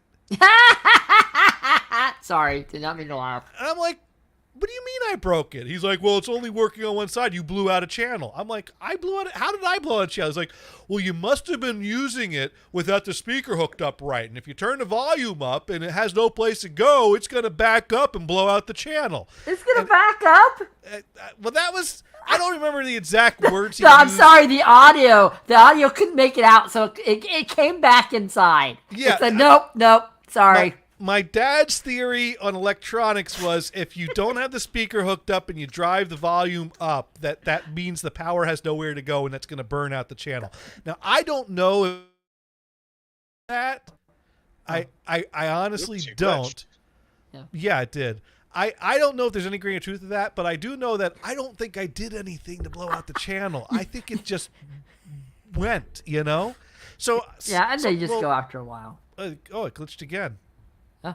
Uh-oh. I Yeah. Is it me? And Marge got promoted. Yeah, Mars has been promoted. What? What happened? You moved up in my spot, Oh. Now Sparky and I writes got in. demoted. Oh. Sparky writes in, yes, it blew out the output transistor. It is a real thing back in the day. So it could be that I blew out a transistor, but I don't think I actively did something that caused that to happen. I think it was its time. If it was It just old went out, too. yeah. I mean, how old was this thing? I mean, well, the thing is like a, mid-70s receiver. So wait a minute. So do you still have this thing? No, I don't, unfortunately. He would have probably replaced all the capacitors by now. I would have worked on that if I had. Yeah. But anyways, yeah, so that receiver, but the thing is I really like that receiver. But I did work for the garbage company by that point. So, well, then I asked my dad, well, could I have the sound design one back? And he's like, what? So you can break that one? So he made me live with a one speaker receiver. Oh, that's kind of screwed up. Yeah. Well, And that's how you got into quad. You say, hey, if I'm going to go to 2 speakers, I'm also going to 4. Screw this one. Well- I'm going to put that as a center on four channels. Why do you have 4 speakers? Oh, because I like spares. Well, I think by then I had picked up a bigger boom box that had a cassette and CD player in it. So at that point I was just listening to CDs on my boom box and not using the receiver and 8-track for much of anything, because I mean, if sound only coming out on one speaker, I'm missing half the mix. And I knew that, that was wrong. It sounded wrong to me. I couldn't do it. Now, Sparky stopped counting at 189. Let's see. Just like you never want to key up the mic on an RF radio without the antenna hooked up. You will blow it up. Okay, Yeah. so I don't know. Here's the thing. It stopped working, and I did kind of crank the volume up and down a few times to try to make it work. But it was already not working when I was doing that to try to make it work. So I don't think I blew it out. I agree with Sparky. It's very true. But maybe I did. Maybe I did. But the thing was 20 years old at this point. So anyways, when I started working at the garbage company, I would bring home some like discarded radios and amplifiers or whatever, but usually they weren't things that had 8-track in them. So a lot of times, so what I eventually did was I had this like receiver that had dual cassette and AM/FM digital tuner and an auxiliary input, and I hooked up the line out of the Fisher into the line input of that, so I could still use the Fisher's 8-track deck and play it through the amplifier of the more modern system that I found discarded in the garbage, and that was what I was using for a while. So I got some good use out of that Fisher, but at some point I threw it on the scrap pile, because at some point I moved to Maine, and I couldn't justify keeping all that trash in my parents' basement. So I basically, like, at some point came home, went through all my stuff in the basement, took a pile of like half broken receivers and things that I was never going to fix up, and left it down the curb, and kicked myself every day for it ever since. So so fast forward to today, and I have that like little receiver that Gothard bought in college that has 8-track that I have built a shelf for in the kitchen underneath the cabinets. And I was looking at that, and I thought, it would look really good there instead of that old Fisher I had. So I was thinking it'd be really nice to buy another one of that Fisher, one without a turntable and cassette on top, so that way it's just a plain top, and put one of those in the kitchen to be my like Zone B amplifier, plus have an 8-track deck. Are you able to put dishes in the cabinet or no? Oh, it just hangs under the cabinet. Yeah, it'd be fine. Okay. And you know what I like about Price Fisher? They got bright colors. Oh, when I said Fisher, I mean Fisher. But I know. but I was just. now I get the joke you made. I'm sorry. I totally missed it. So I went on eBay and I went looking for similar ones, and I found out that the MC4010 is like an MC4050 but without the turntable and cassette deck. Oh, So good. They do make yeah. them without that. So they Yay. did. Yeah. Well, I had known from past auctions I saw that they did make them like that. So I'm going to go ahead and I'm going to share my screen. So I found this one. Here it is. Now, mind you, I did haggle it down to lower than $95. Oh, 95 is what they were asking, but I think I got it for more like well, I think it came to like 80, including the shipping or something like that. But anyways, It's not bad. yeah, It's actually not bad. yeah, it lights up, and it's now this one's got it's not in the greatest of cosmetic shape, as you can tell by looking at it. The chrome is a bit scratched up, but it don't look bad. So, and it was advertised. It wasn't advertised as broken or for parts or for repair. It's used. An item has been used previously. This item may have signs of cosmetic wear. In the description here, Fisher MC4010 stereo receiver AM/FM8 track 8. Minor aesthetic scratches seen in pictures. So it's not advertised as broken. But how reliable is an old receiver like this?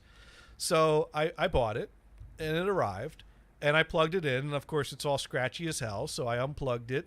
I got my can of deoxit and sprayed all the knobs and worked them. Plugged it in, worked much better. Clear clear FM station comes in out of both speakers, loud and clear.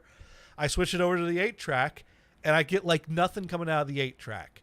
So my first thought was, well, maybe the belt's busted. So I opened it up, and the belt was loose, but it was turning the wheel. But I bought new belts, put a new belt in, but the 8-track was getting no sound. So then I start tapping the side of the receiver a bit, and then sound comes in, but it only comes out of one side.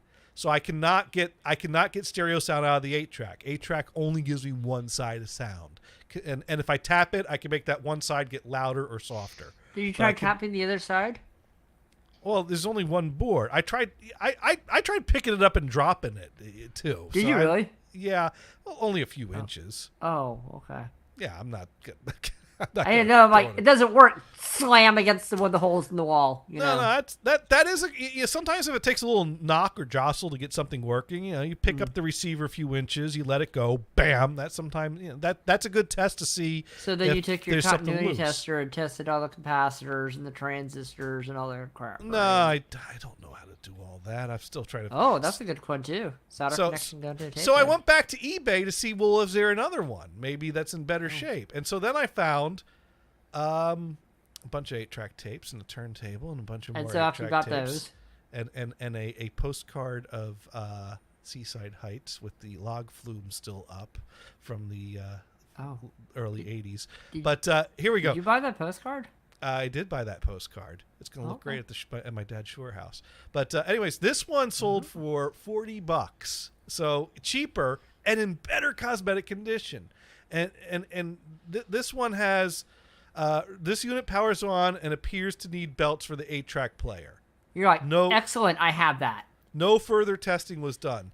Now, if he knows that it needs belts for the 8-track player, that means that he's tested that it outputs sound on the radio. Because how else would he know that there's no sound on the 8-track and that's the 8-track that's a problem unless he knows that sound comes out the radio? So this one has a blown channel. Audio only comes out of one side consistently for everything. Now the two you bought both are the same model, right? Right. So you could swap parts out. I could swap parts out, but the 8-track on this one is very hummy, whereas the FM radio isn't hummy, but the FM radio and 8-track that's just capacitors. Right. So this one's got a bad 8-track board and a bad amplifier on one channel, and the other one's got a bad 8-track board. Oh. So I bought a bunch of capacitors for the 8-track board.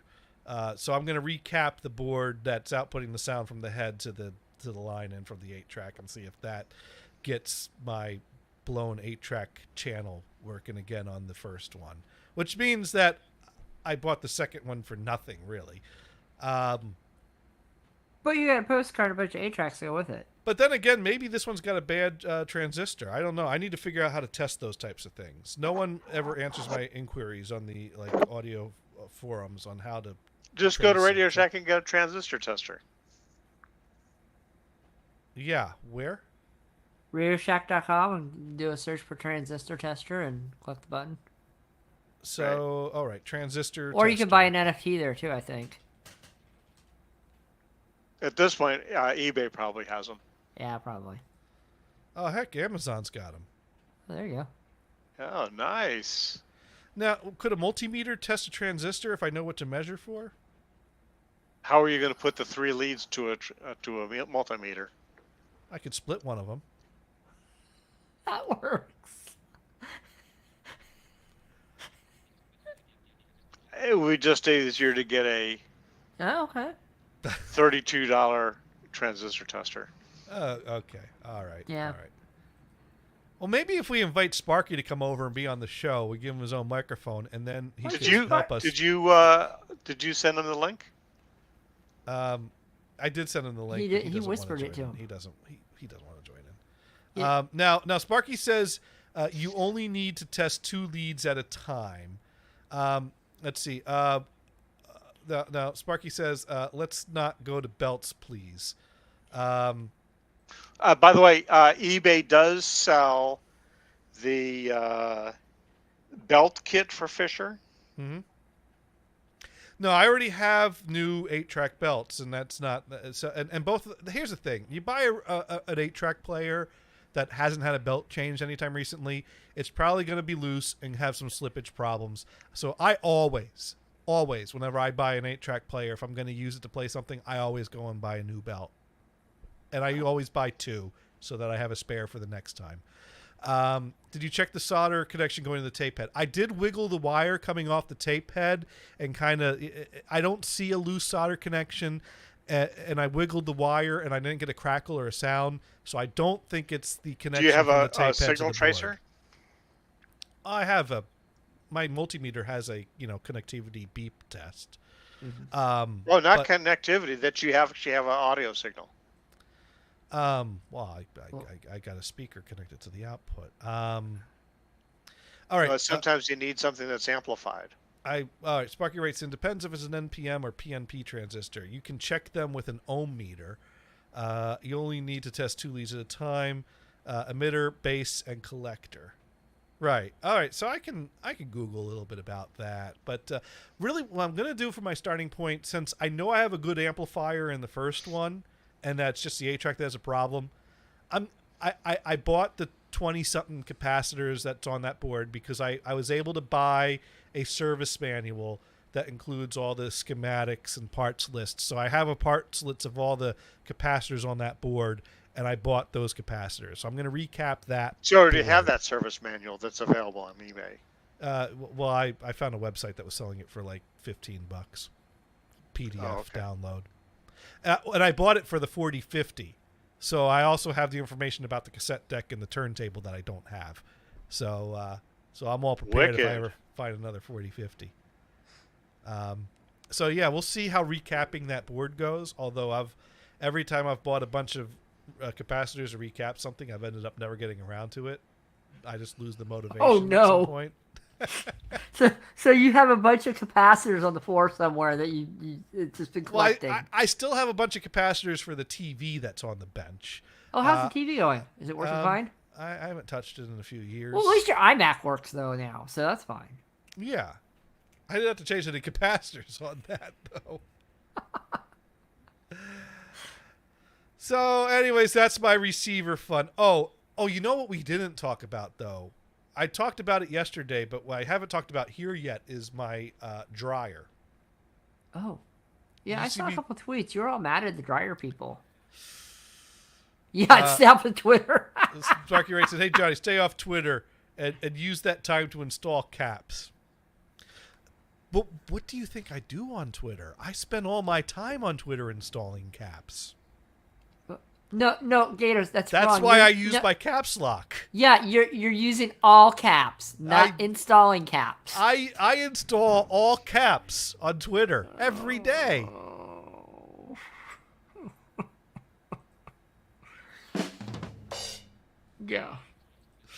Yeah. Sparky writes it in all caps. Capacitors. Yeah. Okay. Well, anyway. Boo. see, this show needs Sparky. We had Sparky. He's right there. Sparky makes this show work. He does.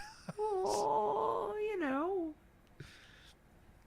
I wonder if Dune's checked back in yet to see if it's safe. Was he here at all? Well, I know anytime Doom's he's not said word one, and I think he probably popped in, heard 3 or 4 words and said nope and walked off. And then he never really tells us if he comes back. I gave it an hour at least. I think he's only stuck around for 5 seconds. Yeah. And I don't blame him. If he even did that, because he probably knew what was going to be talked about today. So. So let's talk about my dryer. Oh yeah, your dryer. Does it dry? It does dry now. Oh. All right. So last Tuesday, I went into the office because normally I only go into the office on Tuesday, and if I'm lazy, I only get wash done every other week. I try to do wash every week, but sometimes the next thing I know, another week has gone by, and I'm out of underwear. And when I'm out of underwear, that's when it's like, all right, because then I'm wearing the holy underwear, and that's not the stuff I reserve for Easter. That's the stuff that's got holes in it. It's only a half dryer. The holy underwear doesn't take as long to dry. But anyways, so I go into the office on Tuesday, and last week, one of our departments was hosting some kind of a event in the big conference room that they were having guests come in, and they were also hosting. To wear pants that day. Yeah, and they were having. Well, Tuesday was the run-through day to figure out the requirements, and I'm like, this will be no problem, piece of cake, because all we need to do is make sure that the laptop is able to present to the projector, that people are able to connect to Teams because people are going to connect remotely, and that microphones are working. Easy peasy. Well, problem one, the big conference room hasn't been completely set up again with the new conferencing equipment because there's still some parts that haven't come in, and we've been doing this You've for been working on that stuff for a while, haven't you? Yes, we have. So we have half of an installed audio conference system in that room. And it turns out the half that's installed is the half that ties in the room speakers, not the half that ties in the room microphones. So we ended up only connecting with the laptop's built-in microphone to pick up the presenter that's standing in front of the podium. Oh, that's great. That must have been amazing sound. And I was trying to raise concern over this on our tests on Tuesday, but no one would listen to me. They're like, well, no, we heard you just fine on the test. I'm like, yeah, you heard the person that's standing in front of. Can you hear someone if they talk from the back of the room? Well, they said they could. But then, anyways, so the point is, but on Tuesday, then they're like, well, can we get a camera that gets in the angle of the room so people can feel like they're part of the room and the crowd in the room? And so we're like, well, yeah, you could turn on one of your laptop's cameras that's facing the back and kind of angle to, well, could we get in more of a wider shot of the room? And it's like, all right, well, we got these conference room cameras. We'll set one of these up on a table and connect it to one of your laptops. And, well, yeah, but if I connect that camera to my laptop that's going to the room, what if I need to answer a question and I'm talking? I'm like, well, if you're answering a question, why don't you just walk up to the podium? It's like, oh, no. If we do that, then I'm going to walk up, then I'm going to go away, then they're going to call me back, then I'm going to walk away. I need them to see my camera, though. You can't switch the cameras? Oh, no, then that's too many tech things. I'm like, okay, all right. We'll get you a spare loaner laptop. We'll set the camera up on the loaner laptop, but now you got to sign into that cam. Could we get 2 room cameras? I'm like, do you really want to manage 2 loaner laptops? Okay, we'll do 1 camera. Okay. This is how ridiculous this conference gets. They're this nitpicky over the room. And then the whole time they're doing the conference, they keep adjusting the room camera to try to get a better angle of. But anyway, so Tuesday was a run through. Wednesday was the conference. When I saw how nitpicky they were being on Tuesday, I said to my boss, who was there with me helping in the room, because my boss is like, I'll be here Wednesday. You stay home. If we need anything, we'll call you. You don't need to come in and make special trips to the office for this. You're like, yeah, I do. Halfway through the day, I was like, you know what? I'd feel a whole lot better if I came in here tomorrow. Yeah, pretty much. So I got home and I realized that now both of my pairs of khakis for the office need to be washed. So I'm like, I have to wash my pants tonight or I'm not going to have a pair of pants to wear tomorrow in the office. So I take off my pants. I put on shorts. I throw my clothes in the washer. I do a load of wash, or as Doom would call it, wash. And Sparky asks, I will not ask why you keep holy underwear. Well, in case I get lazy and don't do laundry. That's emergency That's the underwear. emergency pair, right? Right. Oh. Right. You keep emergency underwear, right? No, I just buy more underwear so I don't have to worry about it. I can go. I actually have enough underwear for like 4 weeks, but I don't have to wash it. I never get that far. You know Usually what? it's every other week, but I have enough underwear for that. Oh, God, such a missed opportunity. We'll get to that. So anyways, I do the wash. I take the wash out, I throw it in the dryer, I set the dryer, I hit the button, I go upstairs. Well, I come downstairs an hour later to check on the dryer, and I hear the hum of like the blower, but I hear no tumbling. The dryer is not tumbling the clothes around. Broken. Fuck. And sure enough, the dryer has a pile of wet clothes, wet on the bottom and a little dry on top, because no tumbling, and it's just blowing air over the top of this wet pile of wet clothes. You're ovening your clothes. I'm ovening my clothes. Basically, you got your convection oven going there. So I go online, I see how much this new dryer but without cost. the blower. Right. So Sparky writes in, Johnny had a Hummer with no tumbling. Exactly. Oh, wow. So, okay. And it didn't have a clothesline. So then I Googled it, and basically I found out that it's real easy to open up a dryer and get to the belt. So I open up the dryer, and sure enough, the belt is lying in the bottom of the dryer underneath the drum, broken. So it's not that it just slipped off, it's broken. So at this point, the hardware stores were closing in 5 minutes, and I'm more than 5 minutes away from a hardware store. But Walmart was open for another hour and a half, 2 hours or whatever. Yeah, so, Walmart's good for dryer parts. No, well, Walmart's good for pants. So I drove out to Walmart and bought another pair of pants. So now you have 3 pairs of No problem pants? solved. So now I have 3 pairs of pants. Yeah, you really should have Holy like shamoly. Yeah, you really should have a couple more pairs of pants. You should have like 4 or 5. You know, while I was at Walmart, I should have bought another pack of underwear is what I should have bought. You know, I'm going to tell you, this is what I do, Gators. I find a good pair of underwear. I'll sit there and go on Amazon and buy 3 more packages. And I have 2 packages I have not opened in a drawer. Because, honestly, you know within 5 years, these things will get holes in them. That's just the standard that's the standard thing of underwear. You just buy them, you put them in, you keep them in the package, and you put them away. Yeah. So now Sparky writes in 2 different sizes of belts. Which one does Johnny pick?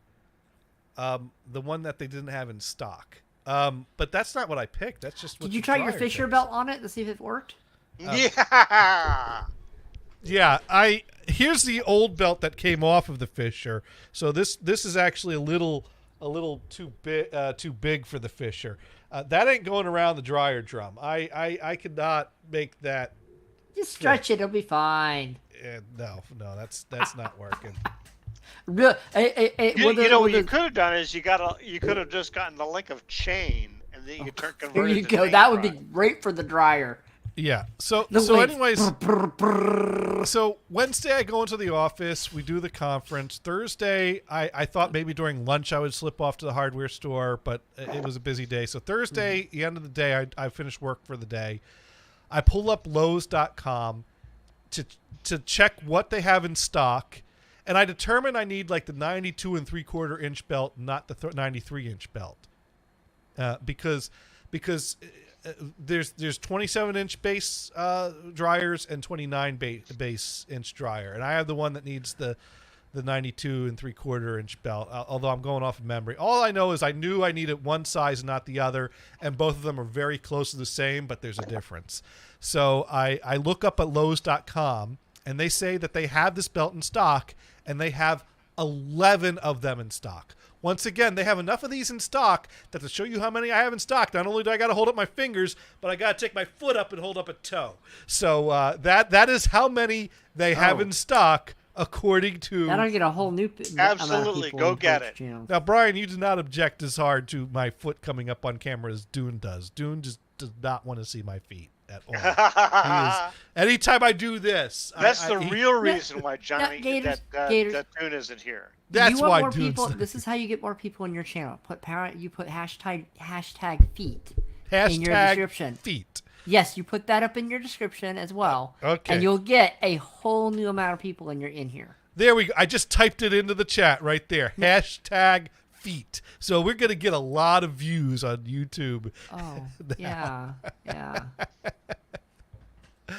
Okay. So anyways, so they have 11 in stock. And also, when you look up at Lowe's website what their stock is for your local store, they will tell you what aisle and what segment in that aisle That's it's pretty in. nice. Yeah. So I walk right in. I knew what aisle number to go to. I know what section to go to. And I'm looking through there, and I find a whole shit ton of the wrong size belt and an empty spot where the right size belt should be. And I'm looking around there's none of them anywhere to be found. So Did you ask a guy? Well, I look around. There's no guy to ask nearby. So I go to the customer service desk. And they're like, "Oh yeah, aren't you the one that yelled at us the other day for something else?"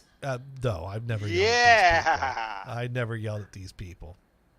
Was that you? That was Home Depot where you had to bring him your broken power. Right, I need one of these. Yeah, and I didn't yell at anyone about that either. Now, so I go up to the customer service desk at Lowe's, and I ask, I'm looking for this part, and I had the part up on my phone. I'm like, your website says you have 11 of these in stock. I can't find them. Now, the two of them, they don't answer me directly. They look at each other, and they start going, well, is so-and-so still here? Oh, no, he's already gone for the day. When does so-and-so come in? He doesn't come in. So basically, they're having a discussion over the fact that no one that works in this department is in the store, and they don't have coverage in that department for a number of hours. So basically, the guy goes, here, I'll come see what I can do. So he follows me over the shelf, and basically he does the same thing I did. He stared at the shelf, and then he just looks around the shelf, and then he's like looking up on the top, and he's like, man, they don't even have any up there on the top of the shelf. No, I'm like, well, your website says you have 11. I can understand 2 or 3. He's like, oh, no, that site's always wrong. Never trust a site. You always got to call us. Well, you have to actually take inventory once in a while to make sure it's right. I'm like, 11? 11? So that means, can you fix that number to 0? That means 11 people had that dryer and upgraded their and fixed their belts within the time you got there. Well, no. And the time it was updated. That means 11 people had that dryer that couldn't be bothered to buy it and stole it. Mm-hmm. Oh. Now, Dune pointed out something to me. He asked me, do they have dryers there of the same model that take the same belt in the store? Because if there's a floor model of that dryer in the store, that means they have a belt. And you can take it right off of that dryer. And there is an aisle with tools that will allow me to easily open up that dryer. Yeah, wouldn't that be fun? I mean, how many employees were in the store at that time anyway? Not many. Like I said, I had to go pull one up from the front of the store, and the dryers are in the back of the store. So that was totally a viable solution. I probably could have gotten away with opening up a dryer, stealing a belt off the dryer. So what would it take to open up the dryer?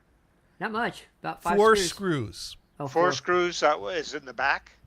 Well, there's 2 screws where the lint vent comes out, and that lets you lift up the top, and then there's 2 screws on the top front plate, and then that lets that come off, and then once you got the front off, it's just the drum is there with the belt around it, around the motor on the bottom.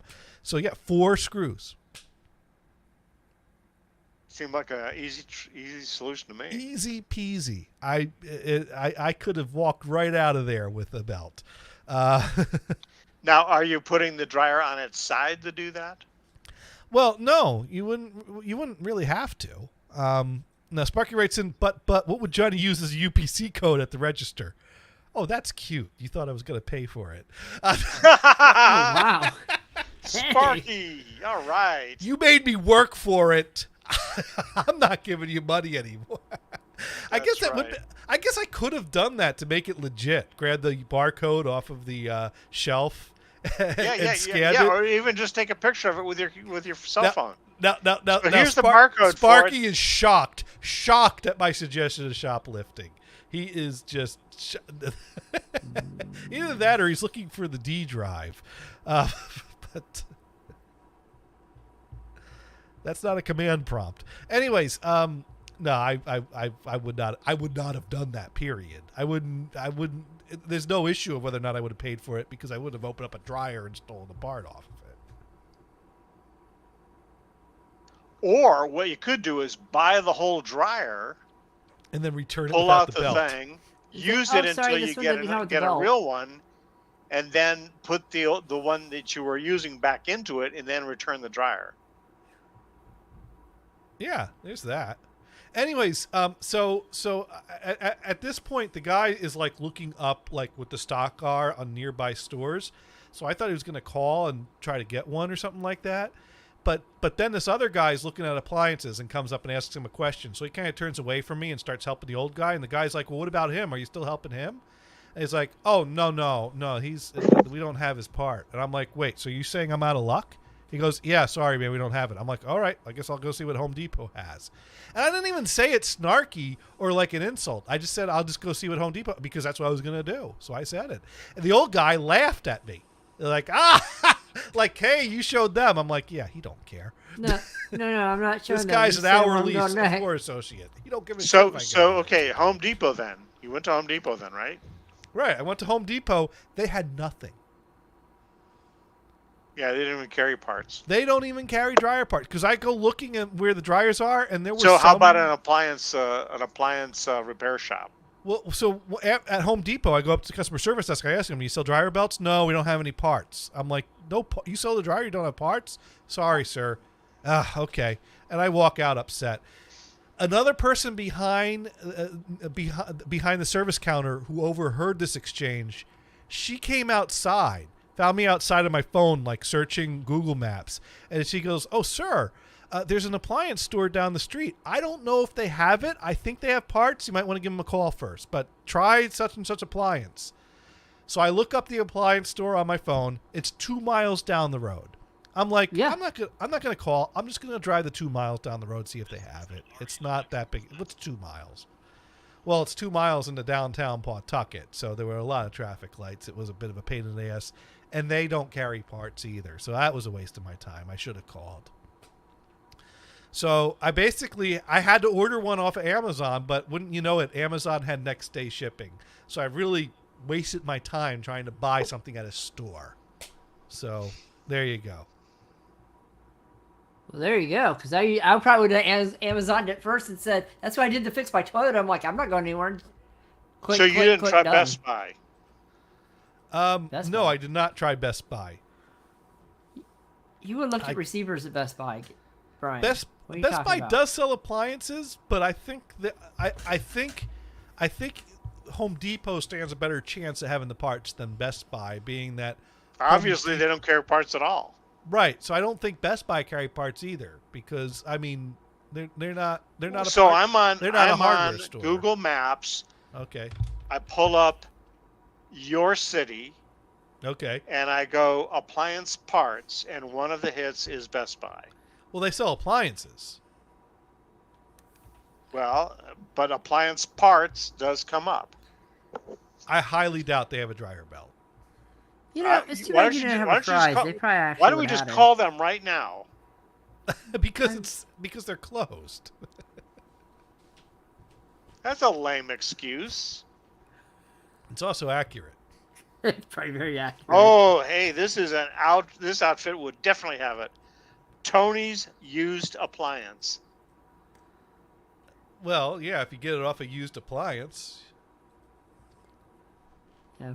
Well, No. He'll have parts to fix up those used appliances. yeah. Well, anyways, the point is, I got the belt And off he Amazon. is an appliance part supplier. I'm still biffed that Lowe's had 11 in stock on their website, and they were and Yeah, and they that's were not that, right. That's Yeah. not right. So on Google Maps, you put a review and say, please update your inventory. Well, what I was gonna do was order 11 belts off their website for pickup, And then return them? and well. Oh yeah. By well, the way, here's 11, so you can Well- put these on your website now that you have them. Well, the thing, no, if I ordered 11 to pick up at the store, when you order things to pick up, they basically get it off of the shelf and hold it for you. So the reason they let me order the 11 is because they're in stock, which means that someone at the store is going to basically get the order and go out on the floor to get them off the shelf, and they'll be stuck trying to find these belts that don't exist as well, and then they'll have to cancel my order or delay my order. So basically what I was going to do was I was going to make people at the store do unnecessary work to basically force them to update their inventory. Oh. But I figured with my luck, if I ordered the 11 belts, they'd probably have grabbed the wrong size belts because I had plenty of the wrong size belts. So they probably would have grabbed 11 of those and said, yeah, come pick them up. And then I'd Or be look, out we there. just got stock and we have 20 of them now. Yeah. Now, Sparky writes in, Johnny, that is a great way to get them to fix inventory. Yeah, but I could see them. I could see them messing that up. Like either they grab the wrong belt, or then they would order the belts and then like say, we'll have it ready to pick up in 2 days, and then I got to cancel it. So I ended up. Sparky says I commend you. Well, I considered it. I ordered 2 belts. I didn't order all 11. I ordered 2 belts, and then I canceled the order like 10 minutes later.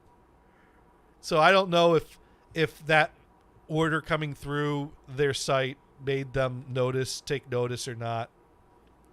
I wussed out. I do not deserve your commendation. I wussed out. I should have gone through with the 11 belt order and saw what happened. So I wish I stuck to my gun. But they're like $15 each. That would have been over $150 for those 11 belts. Sparky, okay, you're a wuss. I take it back. Sorry, I wish I was better. I was charged up, but like I said, I was afraid they would mess it up and not fix the inventory, and then just because they charge your card, so then I'd have to get it refunded to my card, which would be a hassle. Not really much. I don't know. I'm a wuss. Well, they don't charge your card until you pick it up, do they? I think they charge it once they have it ready to pick up. I don't know. Oh, okay. But they'd refund it easily. Well, I mean, the pickup is right there. Unless there's customer restocking service. fees. So if they don't have it, right? They won't. No, they won't charge you for that. But I they return had stuff at. But they had 11 of the I've wrong size returned stuff at a Home Depot with no receipt. But they had 11 of the wrong size belts, so they probably would have tried to fill the order with that. I could see them doing. You know what? You know what I have learned today? What's that? You can make a short story very long. We've been talking this for over 20 minutes. Okay, well, we need to. You know what we need to do? Since you did learn something here, this is once again the end of insert title here, and we do try to be educational here. If and Sparky, perhaps... you're on. What did you learn? Sparky learned that Brian can buy his own damn Cheerios. No, that's what I learned. I learned that Sparky will not be providing you Cheerios. You buy your own damn Cheerios. And I learned it's a bad idea to do DIY cat poop coffee. Incidentally, yes. When you look that up, that critter is not a cat. Okay. Is it feline? Is it related to cat? No, not at all. Okay. It's a squirrel, right? Is it more like squirrel? But it's bigger. It's the size of a cat, which I think was why they call it a cat. Now, Mars, what have you learned? I've learned pineapples don't always mean SpongeBob. And Sparky says, I know nothing. All right. Anyways, we're going to go You didn't before, you don't now. Smart one. Now, it looks like there's a group live doing some chat and hanging out on a channel called Amanda Easton. So I think, I don't know. Are they just... Our time. It was 2 a.m. their time. He's just about to... All right, well, they're talking. Oh, the one that's sitting in front of a keyboard. Let's see what else we got, just to view our options. So we got Amanda Easton. We got Cooking Without Looking. Jerry Mack Cooking Live. Without Looking? Oh, yeah, that's a blind lady that cooks on camera. Yeah. Cooking Wow. Without Looking. Mm-hmm. That's more of a just chatting thing. Let's see, who's this one? Nikki Tedesco has a guitar. Songwriter, bassist. Ooh, we like bassists. Is she? Yeah. Okay, so it's like if I was playing hopscotch in. All right, yeah, let's go for the bass. Let's go for Yeah. Nikki Tedesco. It's all about the bass. Yeah. All right, we're going to go ahead and we're going to raid Nikki Tedesco. All right, let me type that in.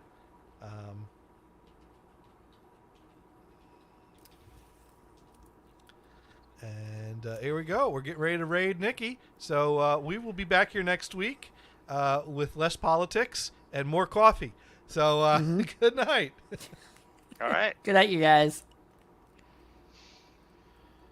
All right, not and want we've to raided Sorry. Just have to believe me when I show you the before and after pictures and know that I'm completely with a party of alone 2. in this. All right. We'll see ya. Whoa, Johnny All right. Johnny Gators is Gators. raiding. Good night. Oh.